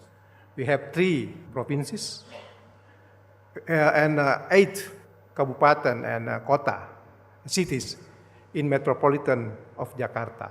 So this is one of our big issue actually now. So strengthening the cross-administrative boundary cooperation is one of our target for the next 20 years. The second is development of public mass transportation and Tanjung Priok Port in the metropolitan of Jakarta. The third, improvement of environmental management, in particular in monitoring air and water quality. And this is all about metropolitan, not only Jakarta per se, but including the surrounding area. Development of urban infrastructure to support the role of Jakarta as inclusive and global city. Not only global, but inclusive. Development of urban and medical tourism. So now, not only urban as a tourism target, but including the medical tourism. Development of global higher education hub and strengthening the quality of research and innovation centers. We would like that Jakarta would be the one of the really good in the research and innovation centers for the next 20 years. Simultaneously with this, the central government also in the process of preparing the Provincial Government of the Special Region of Jakarta Act. It is a new rule, a new regulation. It is envisioned that despite no longer be the capital city of Indonesia, the Special Region of Jakarta Province remain as one of the centers for the national economy. So don't worry about capital moving to IKN. We believe that Jakarta is still one of the important city in the world, especially in Asia. Currently, the law is in the discussion among parties in government, Jakarta provincial government and national government. Public consultation has been held several times, and we are getting many inputs from others. Example of special authority to be given to Jakarta is like management of national road to be transferred to Jakarta provincial government. It is one of the example of what we call it a special authority given to Jakarta. The law would also allow Jakarta to, I'm sorry, I forget to go to the next. Okay. The law would also allow Jakarta to execute inclusive urban renewal through, for example, land value capture and utilizing national assets. Because when we move to a new capital, we have the central government left many high-rise buildings in Jakarta. So this is one of our issues. So we would like to make sure that utilizing national asset is one of our tasks for the next 20 years. What would be the prospect of Jakarta becoming a global city? One is we believe that now Jakarta is on the right track. The rank of global city of Jakarta now is not really good, but 45 is on the track. But since we are going to, let's say, we are like optimists to make sure that Jakarta would be at least top 10 in the next 20 years. So we also believe that this is what you call it, investment opportunity for all of us to invest in Jakarta. So now Jakarta has the availability of fairly advanced infrastructure such as physical and economic infrastructure, advantage, superior human quality, investment attractiveness, market side potential and logistic, digital transformation and opportunities to develop green investment and green economy. I think green investment and green economy is something new for Jakarta, and this is really the opportunity for all of us to invest in this regard. However, as I mentioned before, improvement and innovation is still a key aspect to consider for Jakarta, and this is, as I mentioned also before, could be the opportunities for investment to all of us. And we find that talking about global city, we find that there are 3 cities in the world that we need to adopt their their approach. One is London, the second is New York, and the third is I believe is Tokyo. So by having these 3 cities as our role model, we we suggest that the provincial government of Jakarta need to look very closely to what have been done by these 3 cities in the world. So by doing this, we believe that Jakarta would be much more easier to reach their target to be at least the top 10 of the global city in the world. So I would like to add some principle that we need to add it into our approach in Jakarta, that collaboration is a must. If only the government do this, and then I believe that we are going to fail to achieve the global city in the next future. But if we are doing this all together, the government, the non-government, and then hopefully we will reach our target to be one of global city in the world. By saying this, I would like to close my presentation, and then actually I have a mixed feeling here, because I used to work for Jakarta government, and now I work for the central government. So I'm okay. Thank you very much, and then success for the Jakarta. Thank you. Maybe that's the reason why you know exactly about Jakarta, Pak Osmar. And Pak Osmar previously also pointed out that he is also optimistic that Jakarta is on the right track to become a global city, even after the relocation of the capital city. And he also pointed out that collaboration among central and regional government, non-government players, private sectors, SMSEs, and other stakeholders are very important and is a must.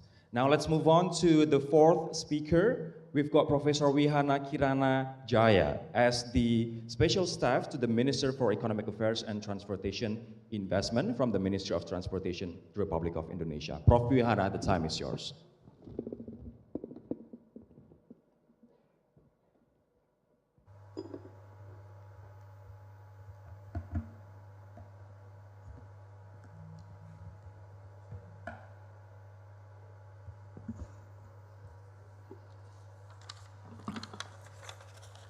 Distinguished speakers and attendants, Assalamualaikum warahmatullahi wabarakatuh.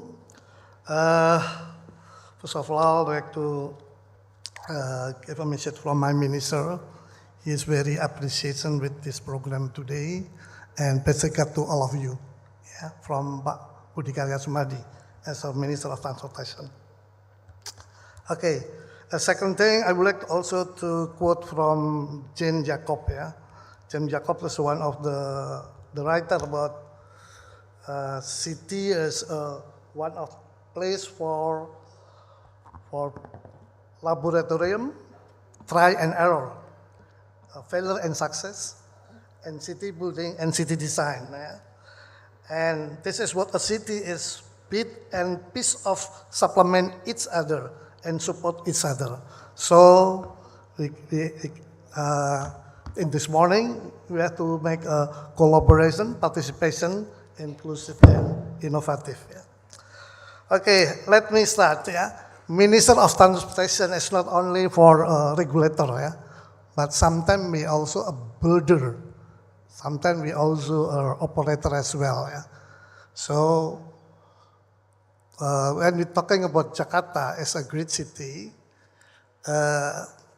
we know that many demand for infrastructures, especially for transportation. The Secretary of State also mentioned also, but infrastructure is very important to solve the problem of big city like Jakarta. That's why I start from the bottlenecking, what the city bottlenecking, and then we are going to continue about what means transportation policy, vision, mission, program, and then what our financing strategy. We have already understand that to build the heavy infrastructure like MRT, LRT, BRT, and also green transportation, in Jakarta, we need some of many big financing. Our national budget is not enough to cope this demand, and local budget, Jakarta budget also is not enough. That's why creative financing is one of the big strategic using public-private partnership. Like we develop a second phase of MRT. We continue to put LRT as well, installer and BRT as well. Okay, let's start with slide number 2. As we all aware that all urban transportation play important role in planning, provision, and transport system. As we can see, some condition Jabodetabek dominant by a private motorcycle. And then speed of public transportation during peak hours very limited. Congestion is very big. And the money, lose money, according to Bappenas, very big. Almost 27 trillion per year. So we enjoy with the bad quality of air, and then we have a bad of quality of congestion. If we calculate in economic terms, this very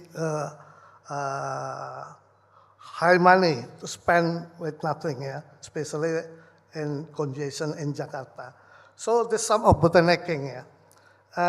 So we can see the impact of the congestion and traffic in Jakarta create a problem to people, planet, and profit. The profit getting loose and quality of the profit, and also the economic also getting worse and worse, and also the environment, also the quality of environment also getting worse and worse. This is a topic of the bottlenecking. So based on the indicator mobility in Jabodetabek, As we can see from year 2018 to year 2020 prediction, 26, the traffic jams, we calculate, calculate 180 minutes or 3 hours. If we don't have any good management and transport system in Jakarta, we can imagine that after 10 years and the next 10 years, so we have a lot of problem, especially in the congestion, in terms of motorcycle, traffic, bus traffic and road traffic. It's very difficult for us to cope this problem. So the future challenge of transportation, slide number 4, how bring the seamless green urban transportation.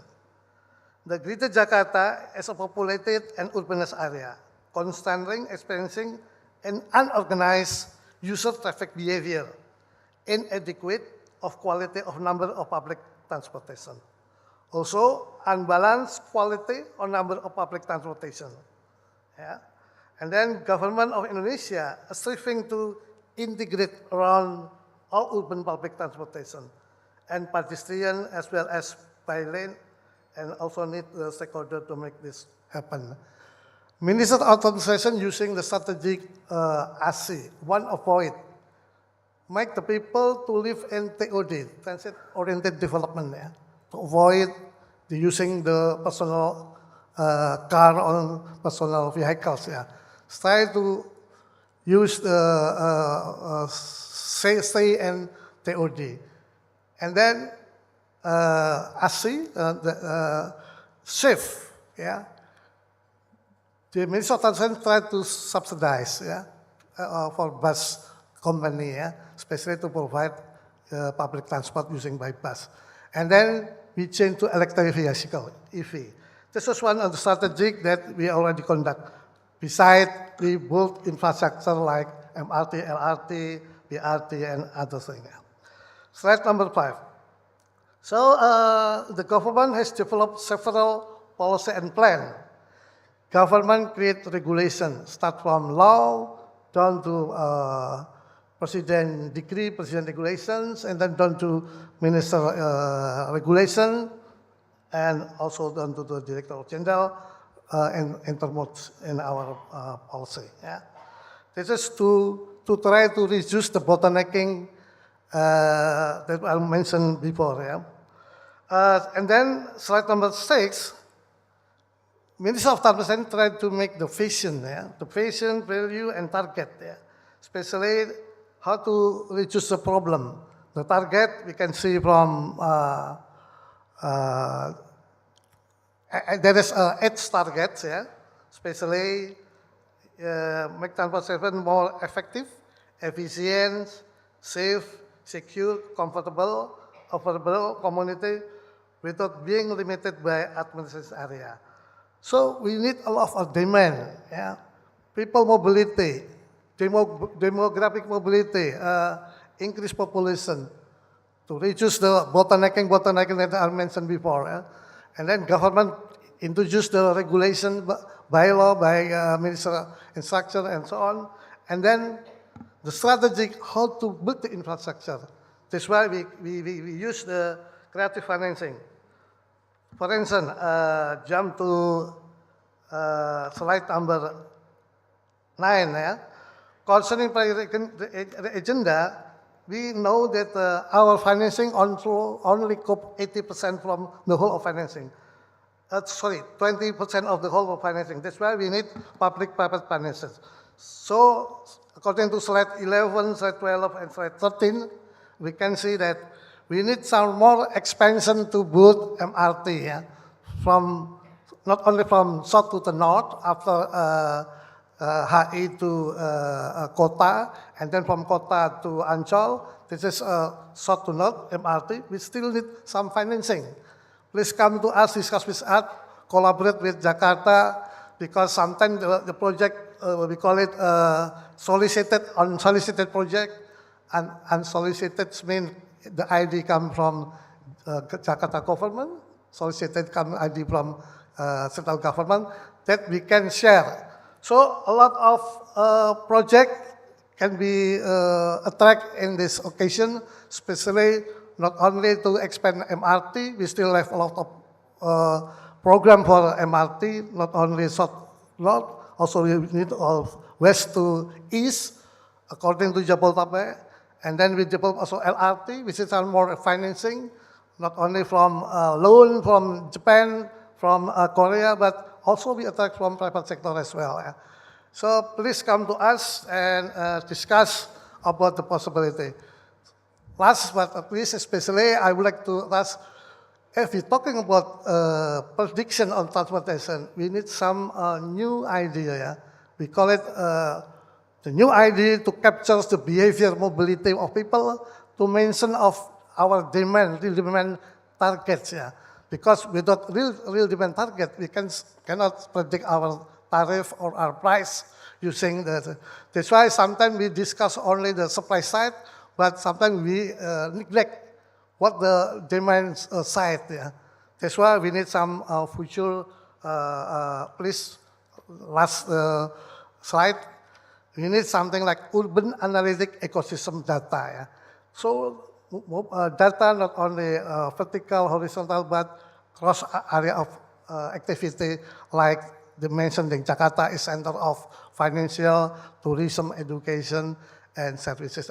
I think that's all. Thank you very much for pay attention. Thank you. Professor Wihana, thank you very much. And he also pointed out that on the one hand, traffic is still one of the biggest challenges that Jakarta is still facing. But on the other hand, Indonesia, especially Jakarta, is very lucrative for investors in the sector of transportation, as the city is very aggressive in seeking to build more MRT corridors and also other infrastructures. Now moving on to the last panelist, we'd like to have Dr. Nasruddin Djoko Surjono, the Head of Board for Regional Enterprise Development, Jakarta Provincial Government. Let's give a big round of applause for Dr. Nasruddin.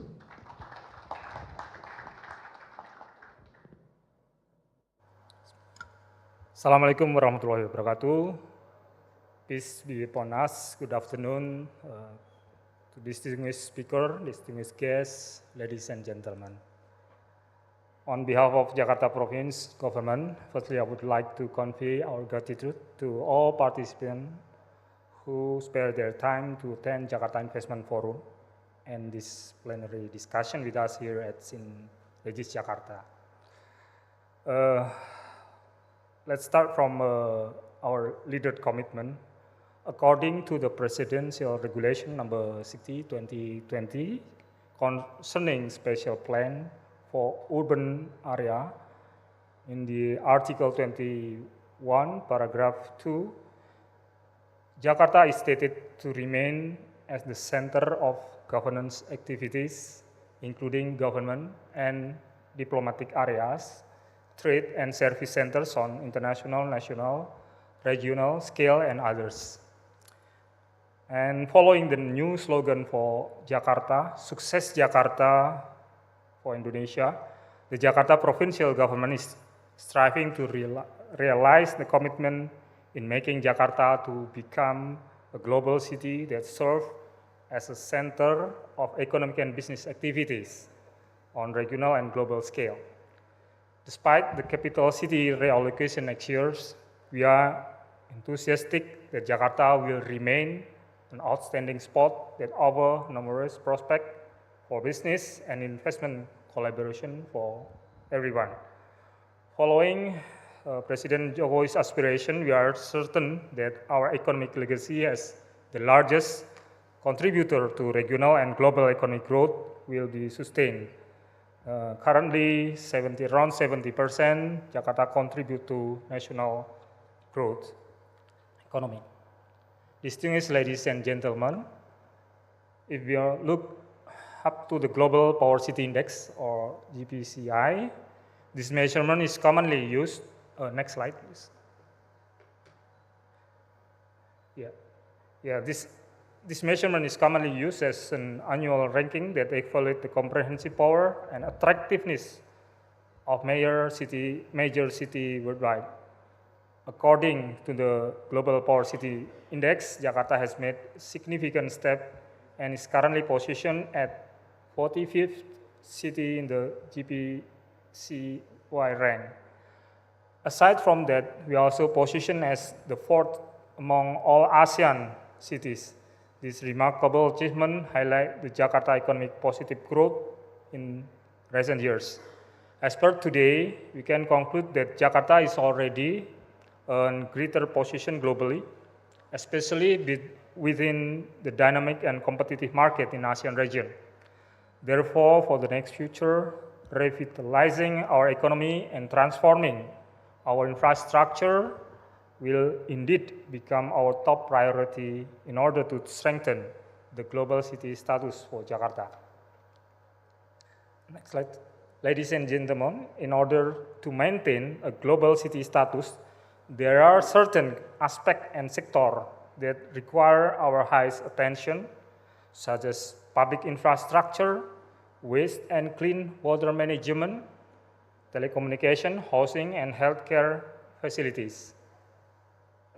Improvement in these sectors can not only strengthen Jakarta's status as global city and the capital of the ASEAN cities, but important thing also to improve the overall quality of life for Jakarta's citizens and contribute to the sustainable development of the city. Referring to the ASEAN economic growth data published by the IMF, the economic growth in the ASEAN region has shown resilience in the face of global uncertainty despite many challenges. This growth also indicates that in global scale, Indonesia is currently leading the ASEAN countries' GDP and population, followed by other countries such as Thailand, Malaysia, Singapore, Vietnam, and Philippines. As we can see here, these ASEAN countries also had contributed to almost 71% of the FDI number in Jakarta by opening their 1,534 companies subsidiaries in Jakarta. Supporting this among the other prominent ASEAN cities, Jakarta maintained growth rate 5.25% in 2022. This steady advancement will stimulate a well-balanced and sustainable economic strategy. Following this positive growth in ASEAN region, we are confident that we will remain as one of the fastest growing regions of the world in the future. Next slide. For the past few years, Jakarta has dominated and contributed almost 60.654% to the national economic growth. With such major contribution, Jakarta will continue to be the pioneer and a main booster of national economic growth. Jakarta economic growth experienced a decrease in 2020 due to the COVID-19 pandemic. However, in 2021, you can see our economic growth had recovered and was able to reach 3.56% of growth and continued to increase in 2022 by 5.25%. This is also supported by national economic growth, which also has increased in 2021 from 3.7% to 5.31% in 2022. Usually we have the gap around 1% between Jakarta and national. Jakarta investment supporting this, Jakarta also has shown a tremendous investment realization growth in 2022. Next slide. That reached 38.3% years on years, from 103.3 trillion in 2021 to 143 trillion rupiah in 2022. That consisting of 89.2 trillion of domestic direct investment and 553.7 trillion rupiah, or equal to $3.7 billion of foreign direct investment. Furthermore, in Q1 2023, Jakarta investment realization able to reach up 36.5 trillion rupiah, that consisting 19 trillion rupiah of domestic direct investment and 17.5 trillion of foreign direct investment. Our economy and investment continue to show a positive growth in annually and quarterly basis until this year. This achievement has pushed our confidence to innovate and create a better economic and investment ecosystem in Jakarta onward. Alongside this fact, our FDI in Q1 2023 is dominated by transportation, warehouse, and telecommunication sector that reached to 20 trillion rupiah, or equal to 37.2% of total FDI growth in Jakarta. Meanwhile, our domestic direct investment is dominated by construction that reached to 18.8 trillion rupiah, or equal to 21% of total domestic investment contribution to Jakarta. Given all total domestic investment contribution to Jakarta, we encourage all business entity and investor to take advantage of this business prospect offered by this highly lucrative market in Jakarta. According to the data investment realization in 2022, we have discovered that South Jakarta has become the most prime location for business and investment activity within foreign direct investment, contribute to 31.9 trillion rupiah. And this growth also followed by direct domestic investment that contribute 31.2 trillion. In line with, we put a target to optimize this distribution of investment of the city. And in order to achieve this goal, the Jakarta provincial government will focus on three main economic strategies. Firstly, by maintaining contribution Jakarta biggest economic sector. Secondly, developing new economic potential in Jakarta. And thirdly, establishing a center of investment and finance. Aligning with economic agenda in becoming global city, we have created a master plan already that will focus on our main objective, that is to exploring untapped economy and business potential in Jakarta. We are going to put our focus on maintaining growth of economic and business contribution, especially in the logistics sector, trade, commerce, green industry. These three sectors have been recorded as the highest sector that contribute to Jakarta economic growth, followed by construction and other services. There is also a new potential discovered in the green industry sector to maintain our economic growth. The Jakarta provincial government will also begin to enforce the green industrial certification by providing the training and supervision for several prioritized sectors. Secondly, we are planning to open developing a new economic potential in Jakarta, providing an ease of doing business service and giving special incentive for prioritized sector. Also in transforming, we have Pulau Seribu, Thousand Island, to become world-class tourism destination.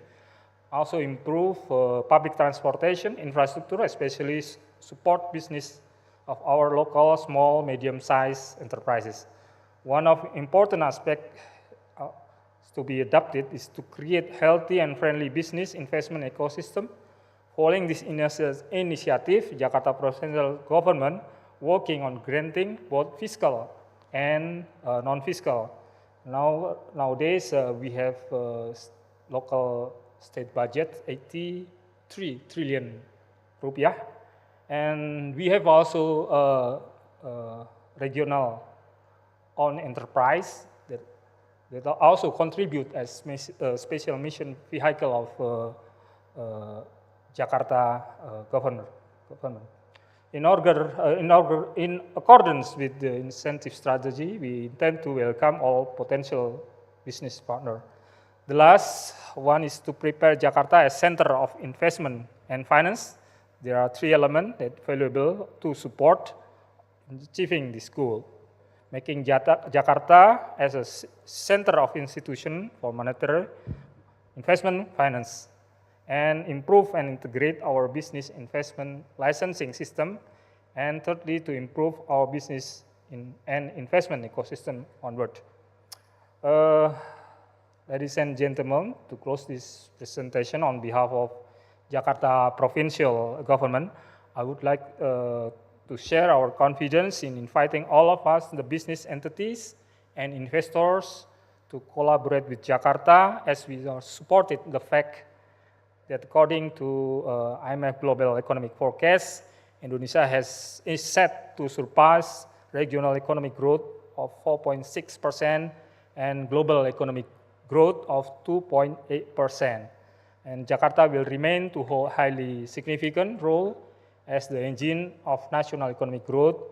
Furthermore, we also become the center business trade, financial services, monetary, and investment activity. Thank you very much. Assalamualaikum warahmatullahi wabarakatuh. Waalaikumsalam, Pak Nasruddin. Thank you very much. And thank you for giving us assurance that Jakarta is getting better, getting stronger, and we are going towards the right direction as the city is ranked number 45 in the Global Power City Index and ranked 4th among all ASEAN members. And Jakarta's economic growth has been quite satisfactory, coming from -2.39 in 2022 to become 5.25% in 2022. The previous one was 2020 during the pandemic, but now it is at 5.25% in 2022. So this is a very great achievement. And Jakarta's investment realization in Q1 2023 has also increased 7% based on Q-on-Q or quarter-on-quarter. And the sectors that has been realizing the investment in the city are transportation and telco, housing, trade, and also mining. And this is, one of the most important aspects from his presentation is that many promising projects are underway to boost the economy of Jakarta and attract more investment coming in, including preparing Jakarta as the center of investment and finance. So thank you very much once again, Pak Nasruddin, for the assurance. Now, ladies and gentlemen, we'd like to start off our discussion session, and you may please pay attention, and if you'd like to ask questions, if the time permits, you are invited to do so. But I'd like to start off with a question for Pak Diki from Bank of Indonesia. Okay, you missed your microphone. That's all right. Pak Diki, you earlier mentioned that 70% of Indonesia's population now goes digital, right? So progress in digital payment has always been tremendous.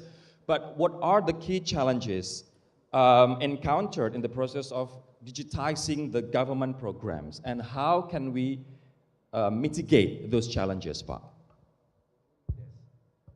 Thank you, Rory. In fact, the challenges is not really clear in our side, but again, this is the role of the investor is really important. How to establish the robust infrastructure in telecommunication, because digital needs IT, digital needs network. And I think the geographic challenges become obvious for Indonesia. Yes. As an archipelagic country, the spread of the country may be similar with the spread of the US. And we need to, work together with, of course, this related minister, and of course, we do our best effort to establish the, the telco infrastructure. That's the most challenging on the digitalization, especially on the payment system. But it's getting better. It's getting better. We try to find every new possibility adapting the technology. Okay, so when it comes to your optimism in having, our, let's say, Jabodetabek area interconnected through digital inclusion, how optimistic are you? And when will it be that all this Jabodetabek area, because we're talking, focused on Jakarta, will be realized, Pak? Thank you. For Jakarta, there's no issue on the technology. The issues is really on the adoption on the, again, the adequacy of the digital payment itself. Because digital payment sometimes perceived as a, kind of, complex issues. Yeah. We need to talk with the banks, we need to talk with the, we call it a PGP, the payment system provider. Because we're not talking about Papua, we're not talking about Sulawesi, but we're Jakarta, talking about the Jakarta. satellite cities Yes, around right here, Jakarta, yes. right? The ecosystem need to be built together. So again, we need to sit together like this, and we discuss about what is the most effective and efficient platform that we need to establish. So again, I believe in the near future, everything's become connected. Let's say in Jakarta within maximum 2 years, all the transportation mode in Jakarta will be connected. Again, it's use a digital payment. So there is no issue, and very optimistic on that issue. Right. Thank you. I'd like to move on to Pak Rabin. So we're not going to ask, in order per seats, but this is very interesting for Pak Rabin because one of the prerequisites for a global city is that, it has interconnected transportation system. And Jakarta, as assured by many gentlemen in front of you, have tried to achieve that and have tried to go to that direction. And we're about to have the LRT system launch in the next 1 or 2 weeks, but we have also to realize that there is a challenge in, about the center interconnection or the system integration system that the LRT is currently has. So how do you foresee the integration of transportation in Jakarta amid these technical challenges, especially coming from LRT? The technical challenges, I think hopefully we will overcome it. Now currently the team is currently undergoing a trial and run to see what are the hiccups and trying to address the hiccups before the launch. I think now the current report shows that the current hiccups being addressed right now, currently in the systems, but hopefully it should be ready on time. Now, I think the issue not only in the system, but also the issue is going to be in how to socialize, right? And how to inform the public and how to use the system itself. Right. One of the ideas that at least that what we want to do is to also collaborate with the local governments to show that, when you go to, I think, Hong Kong or Singapore, you have that octopus card, right? When you can use one card to go from one mode of transportation, that's the idea that what we want. Obviously, that what requires us to integrate the systems, right? And connecting the systems, obviously will take some time, and there'll be some hiccups, but hopefully within the next 3 months during the operation of the system, we can address all the hiccups. We request, I guess, the citizens to be patient and to address the issues in the channels that we will provide, and hopefully they can provide some inputs. And one of the key things of rolling out this type of new innovations of integrations is to get more public participations, right? Obviously, when you do this type of piloting in the beginning, you can only do so much. But later on, when you do a rollout, the more public participates, the more that they can provide more inputs to us, then we can fine-tune it in a way that the public wants. Yeah. But we request humbly that the public can be patient. Public has to be patient, but shifting people from using public vehicles to public transportation has been indeed a challenge. We saw that during the inauguration or at the early days of the inauguration of MRT, it was very challenging.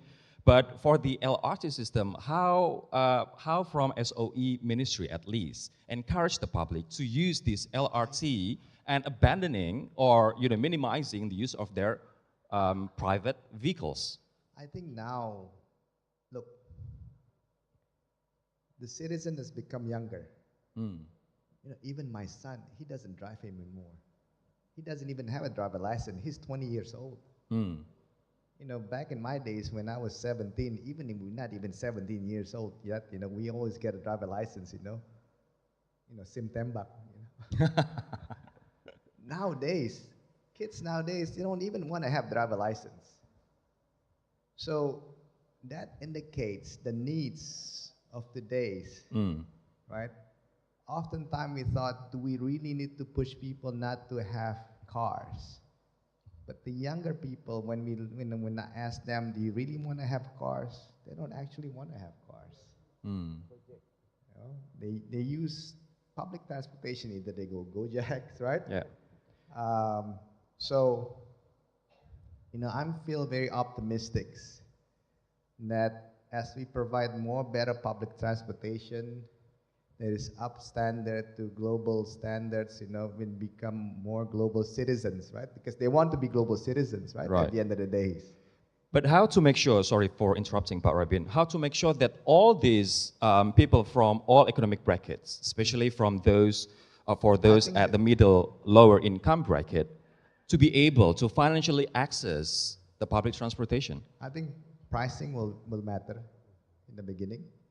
And there will be need some, you know, tariff subsidies, and that's something that we're currently discussing with the governments, and how to provide the right pricings, right? Now, obviously, pricing matters, but we want to make sure the pricing is fair enough for the continuation of also the services being provided by the SOEs. All right, thank you so much, Pak. I'd like to jump to Pak Nasruddin from, you know, the host city. You are the representation of the host city, Jakarta. Within the promising economic outlook that you have presented earlier, what are the certain steps that the Jakarta provincial government will do in the next couple of years at least to stabilize the city's economic development, especially in prioritized sectors such as you mentioned, infrastructure, transportation sector, and also telco? Yeah.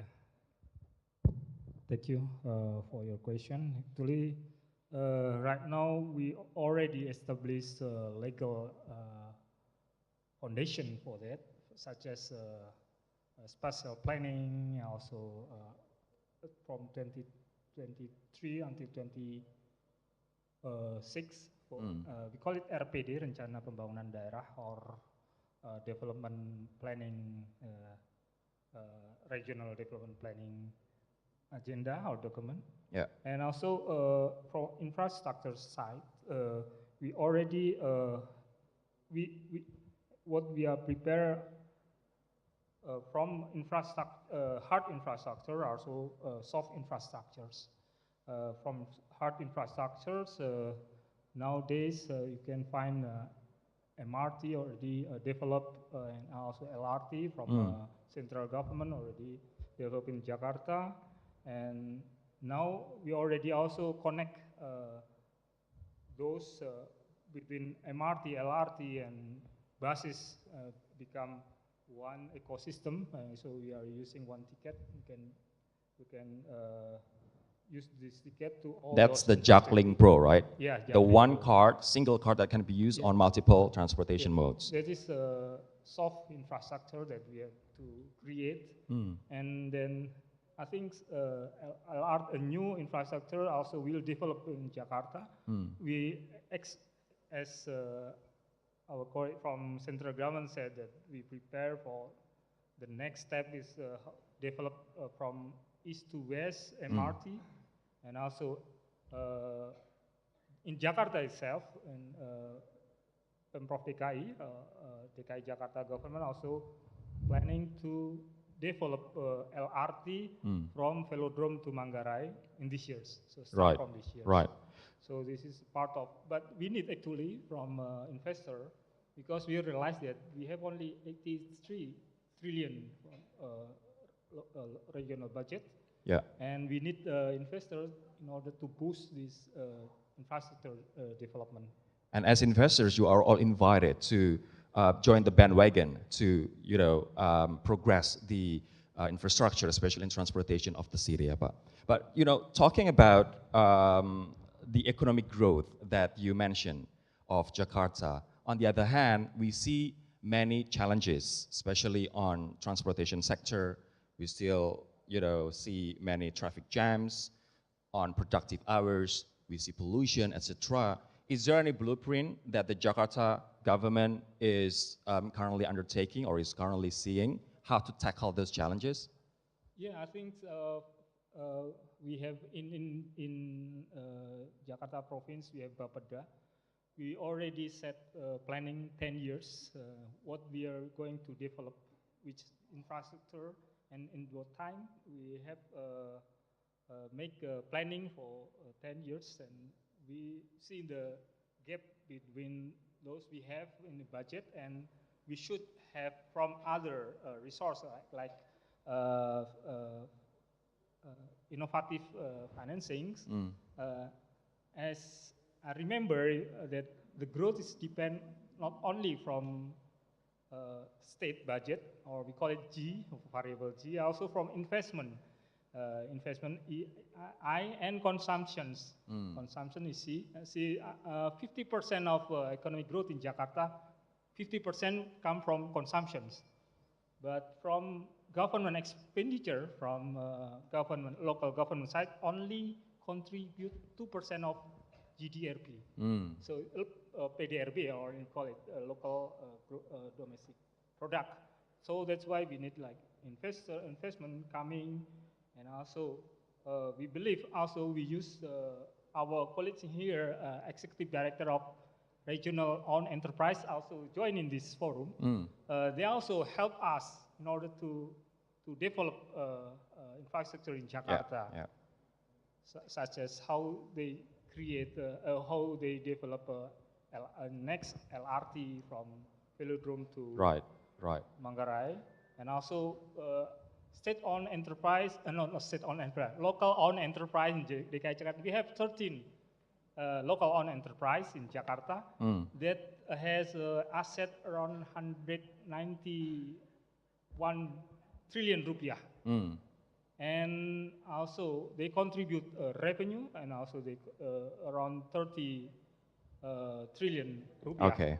Compare with the local, we have a local budget. Our local budget 83 trillion rupiah, and total asset of DKI 505 trillion Wow. rupiah. So local owned enterprise also support those activities in order to improve development in Jakarta. So this is the right time for investors, whether it's from international stage or local stage, come to Jakarta, because this is the right time as the city is aggressively brushing up its competitiveness and the ease of doing business. Now, I'd like to move to Pak Omar. So continuing on the discussion with Pak Nasruddin, Pak Omar. Pak Omar is from Bapanas once again. We see that, as I mentioned before, traffic, pollution, human competitiveness in Jakarta are the biggest challenges that the city currently has. But what kind of factors can increase Jakarta's competitiveness as a business center among all global cities? Thank you. First of all, I think from the central government view, regulation need to be, what do you call it, certainty. Once regulation has been released, and then we need to stick on that. One of our hobby is changing the regulation once the government changes. All the time. So this is lower the trust of the investor, or let's say our friend from outside the government. So one is, I call it regulation certainty. So make sure that we have a regulation at least for the next 5 years. Don't change it. I mean, of course we can change it, but in a really what do you call it, proper way. The second is transparency and simplification in the investment licensing system. Jakarta is not really good. I mean, Jakarta is the best in Indonesia, but I mean, compared to other cities in the world, we are still lag behind. So we need to, what do you call it, to be better and better. The third is when we're talking about the availability of the quality, good quality of infrastructure. I mean, this is not only the road or the water, wastewater, but we're talking about information technology. So we can, let's say, internet for everybody. In one of the cities like Seoul, you can find internet in everywhere, free. But here, like, you have to pay. Sometimes it's really expensive. And the next is the capacity of the city management. I think this is important. Like, let's say for most of the staff in the government of Jakarta, they need to at least understand English or can speak fluently in English. So it's really important to attract the investor from outside Jakarta. The last is the collaboration. Right. Remember, we have two big issues in Indonesia, including Jakarta. Working in silos. Working in what? Silos. Silos? Yeah. So everybody working, but all we don't talk each other.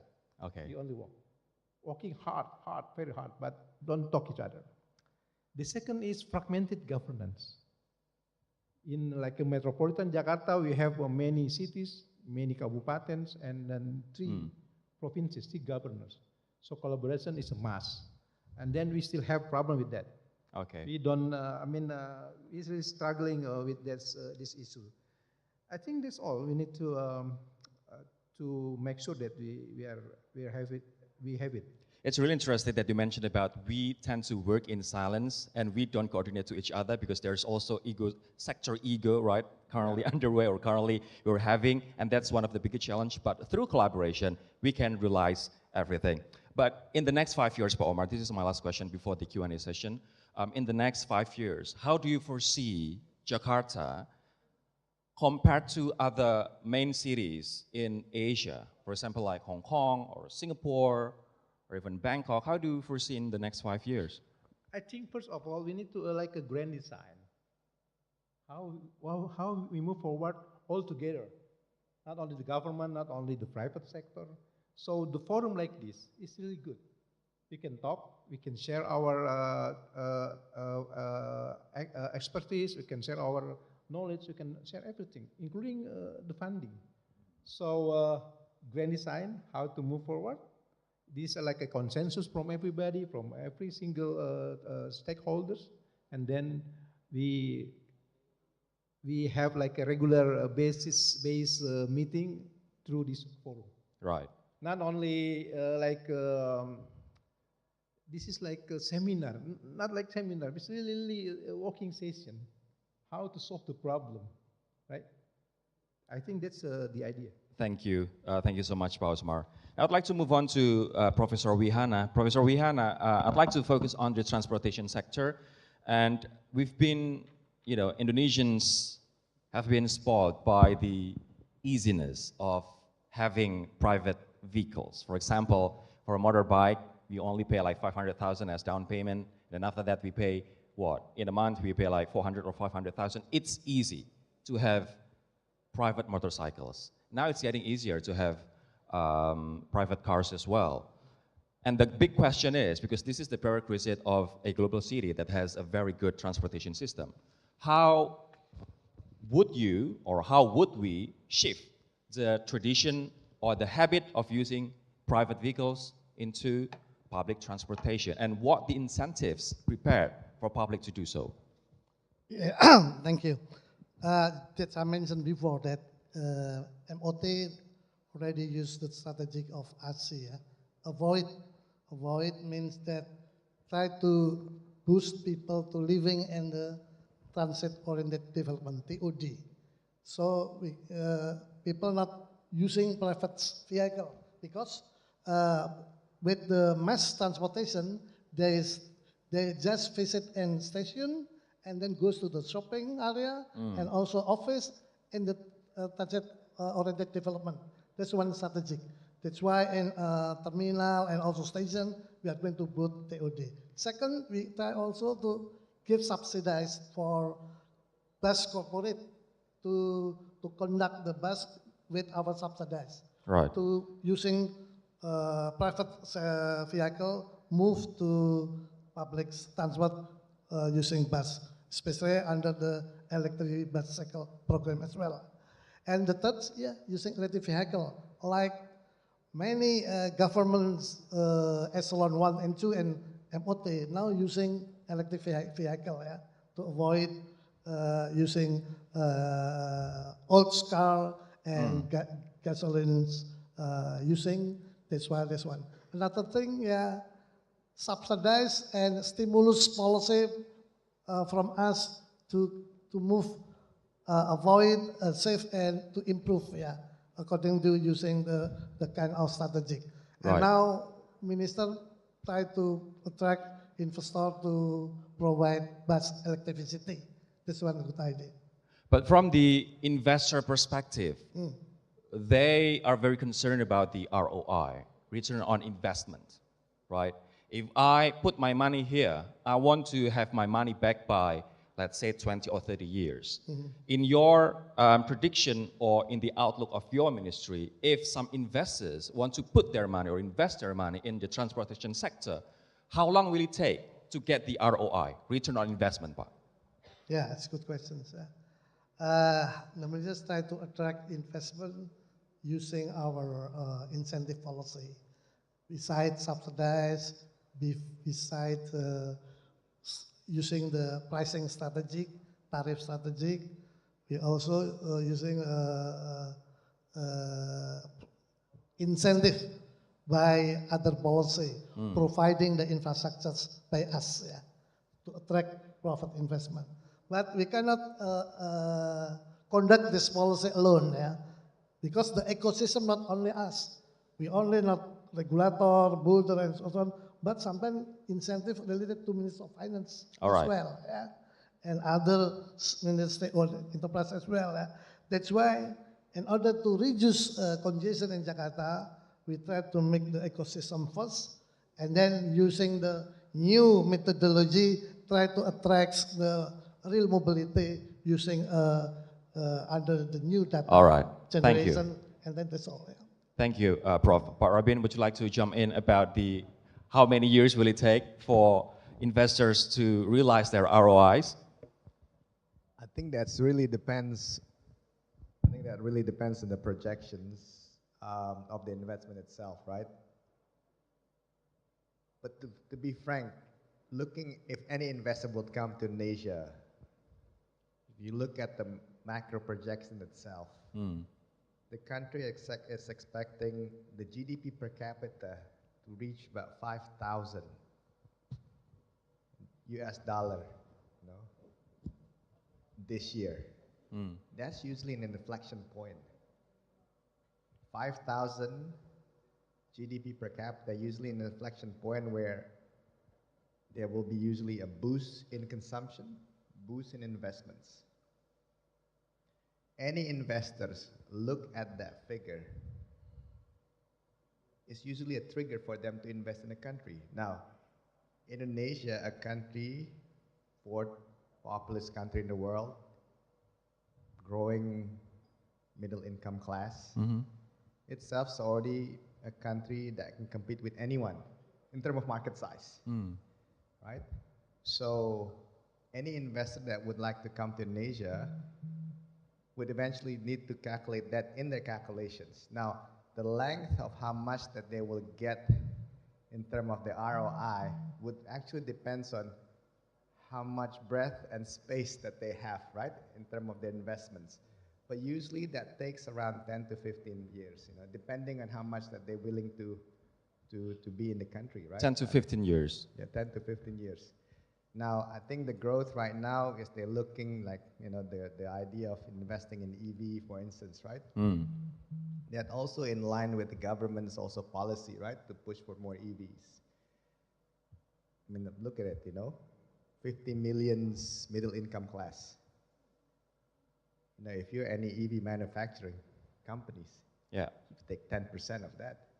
And by the way, what I love really about EV is that it's immune to odd and even plate number policy. Ganjil genap, free from that. Exactly. So I think by looking at that sheer number, that's an easy calculation for any companies that want to come into Indonesia, right? Right. But the question is that, will they willing to be able to compete in terms of how much pricing that they're willing to give to the consumer of Indonesia? But maybe I need some kind of assurance from you for investors, whether it's international or local investors. What kind of innovation and what kind of work that has been put by the SOE ministry to make the investment climate more business friendly, more easy to access, and more profitable? I think from SOE side, we're willing to collaborate with any investors as long as there is transfer of knowledge. SOE at the end of the day is a state assets. We're supposed to venture into a pioneer industry, right? We're not gonna be in the industry for a long term. Eventually, at the end of the day, we want the private sector to take a part of it too, right? And that's been proven in any other business that we have. We used to be in textile industries. We stepped out because we know the private sector are much more effective and efficient. Okay. Right? Now, for others, I think we're looking at it now. So the question is that if there's any foreign investor coming into Indonesia, venturing into a pioneer industries and willing to work with us, as long as there is transfer of knowledge, we're willing to work with them. But maybe some investors would also ask, how do you make sure that the playing field is level, that the playing field is equal between private sectors and state-owned enterprises? Because some may suggest that, the SOEs are being treated as golden boys by the government. How do you make sure that the playing field is equal to those two players? I think there's a bit of misconception in here. When the SOE takes any government assignments projects, usually it's a government assignment project whereby no private sector is willing to take any of those government assignment projects. You can check. So SOE is indeed applying the principle of competitive neutrality at the end of the day. So from the government point of view, when we do take any government assignment projects, are those government assignment projects which are not being looked at by the private sectors. Right. Okay. Pak Robin, thank you very much. Thank you. I'd like to continue to Pak Diki. Pak Diki, we were talking about transportation with Pak Robin, and now I'd like to ask you about the digital finance inclusion, because you mentioned about Chris, not Curious, but Chris, right? And Chris is getting more prominent in Indonesian financial sector. But in terms of its being used widely by Indonesia, no matter where they are, archipelagically, when will it be realized that maybe people in Papua or people in eastern part of Indonesia can also use Chris with much, much better internet connection? That's really interesting question. Actually, we are in the process developing new features for Chris. Not only for payment, but Chris also be able to transfer money. Oh, wow. Yeah. We call it Chris Tuntas. Chris Tuntas? Yes.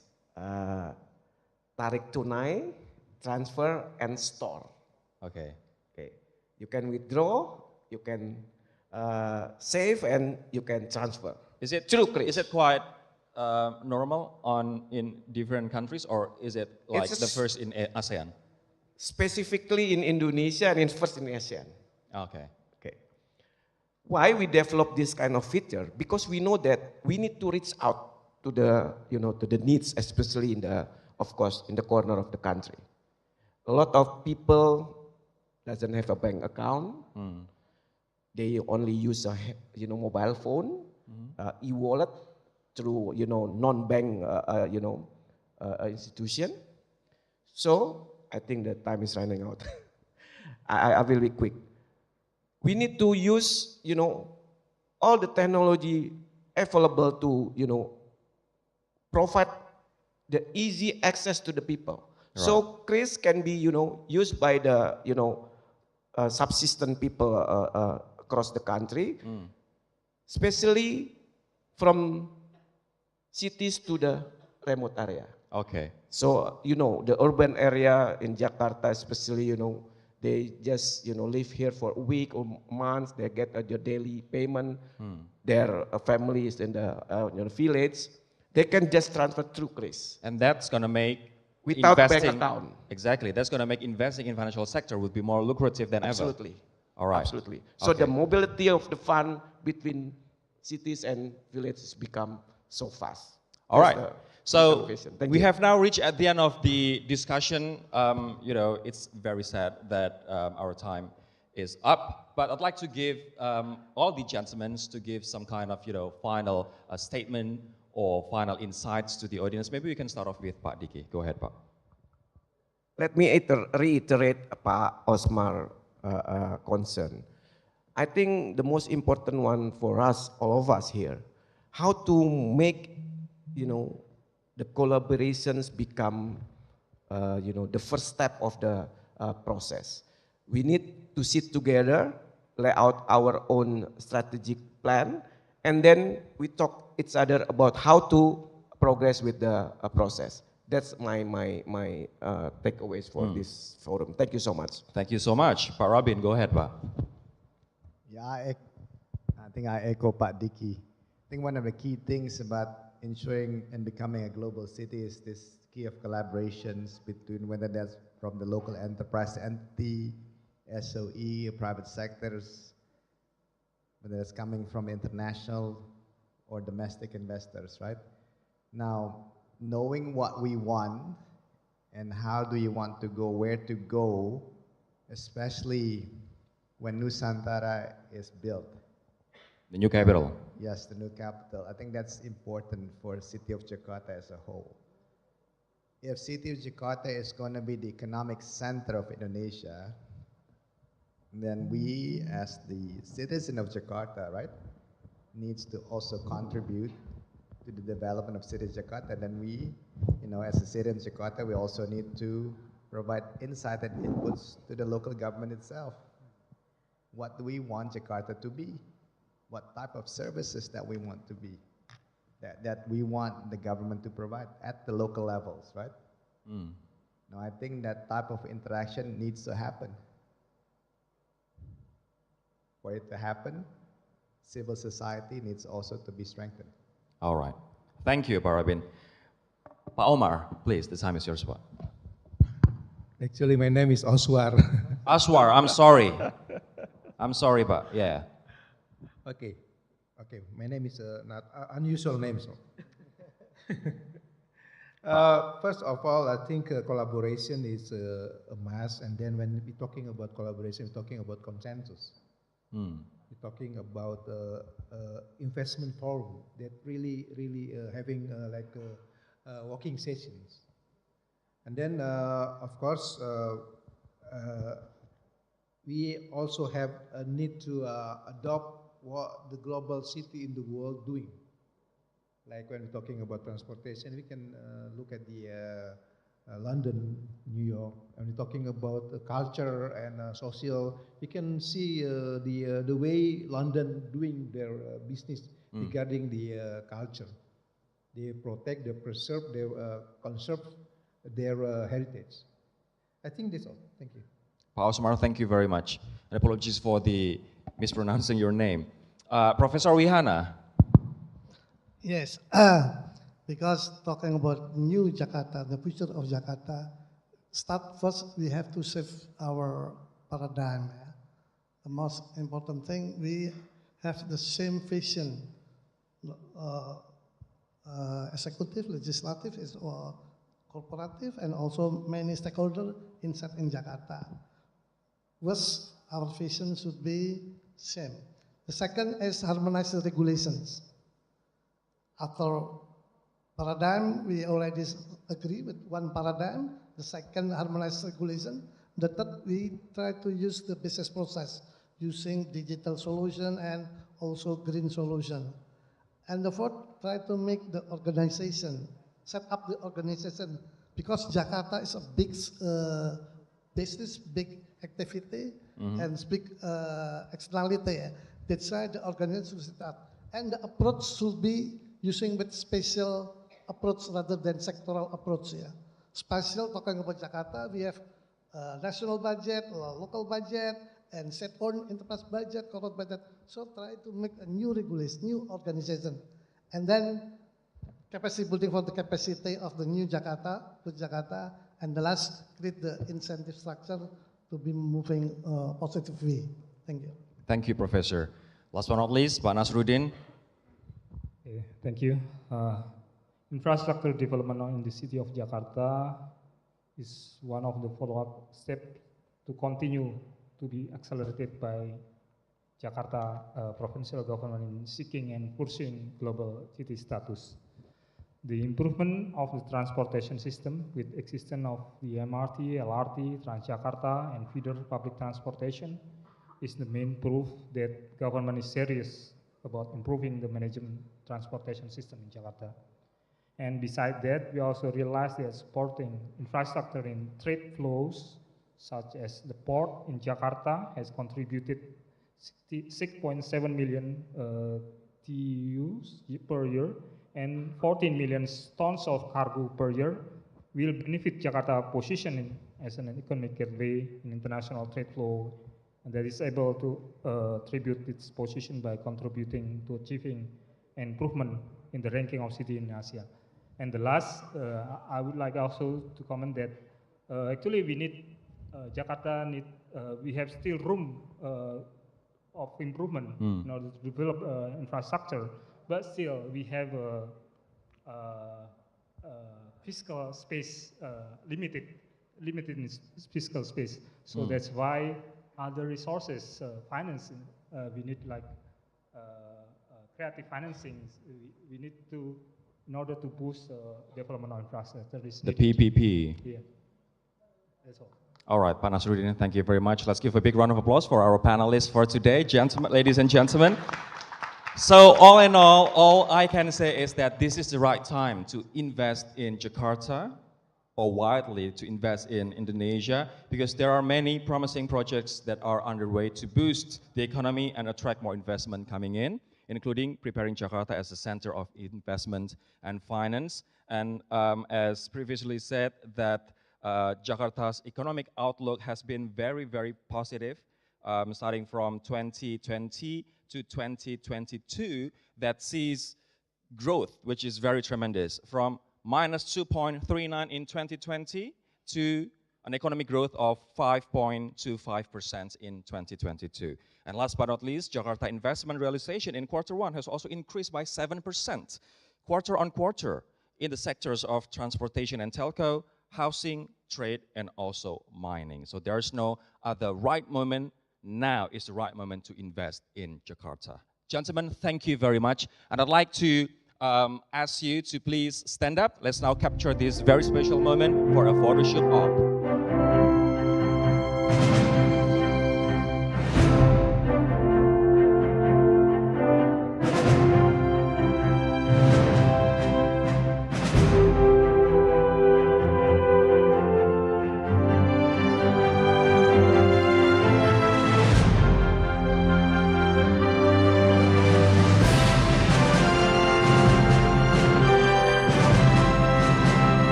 Chairwoman of Jakarta Investment Center, Mbak, let's join in. Ayo, apa tuh?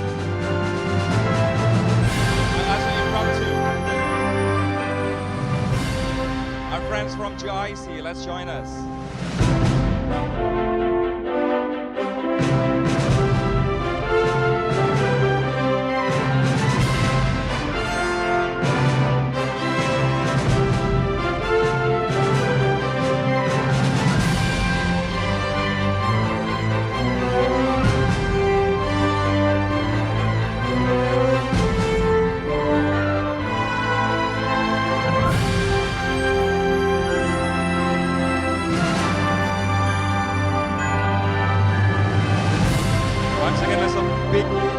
Let's give a big round of applause for all the panelists. Thank you very much. And we do really appreciate for your time and also for the insights delivered by all the panelists. And thank you. thank you for the audience who have, taken this into account and taken this very seriously about Jakarta's readiness to become a global player or global city. Now I'd like to give it back to Amelia Yahya. Please take it away, Amel. Thank you very much, Rory. Ladies and gentlemen, what a productive, informative plenary discussion. And I'd like to sincerely thank Rory for wonderfully moderating this illuminating session talking about Global City and Beyond Jakarta Investment Forum 2023. Now, distinguished guests, ladies and gentlemen, after that productive session, that is merely one of the many discussions that we're going to have today. Allow me to remind you that after lunch from 1:30 until 3 p.m., we'll have 3 thematic discussions and 1 workshop. And we're going to invite more experts to join us on stage as they extend their knowledge to all of us. So ladies and gentlemen, for the first thematic session, it will be on unlocking a net zero Jakarta, which will be held in this very ballroom. And our second thematic discussion, it will be on seizing infrastructure investment opportunities in Jakarta, which will be held on Caroline Ballroom 2. And the third thematic discussion will be on creating green investment opportunities and potential in Jakarta, which I will be moderating, and it will be located in Newport 2. And last but not least, for our workshop, it will be on sustainability reporting for companies, and it will be held in Newport 1. And ladies and gentlemen, it's about now, as you mingle with the great company that is around you, would also like to invite everyone to enjoy lunch together that is located in the front of the Newport meeting room at the Voyage area. So once again, on behalf of our dearest host, allow us to extend our profound gratitude and sincere thanks to everyone for your participation and for your attendance today. Ladies and gentlemen, thank you very much. Wassalamualaikum warahmatullahi wabarakatuh. Thank you.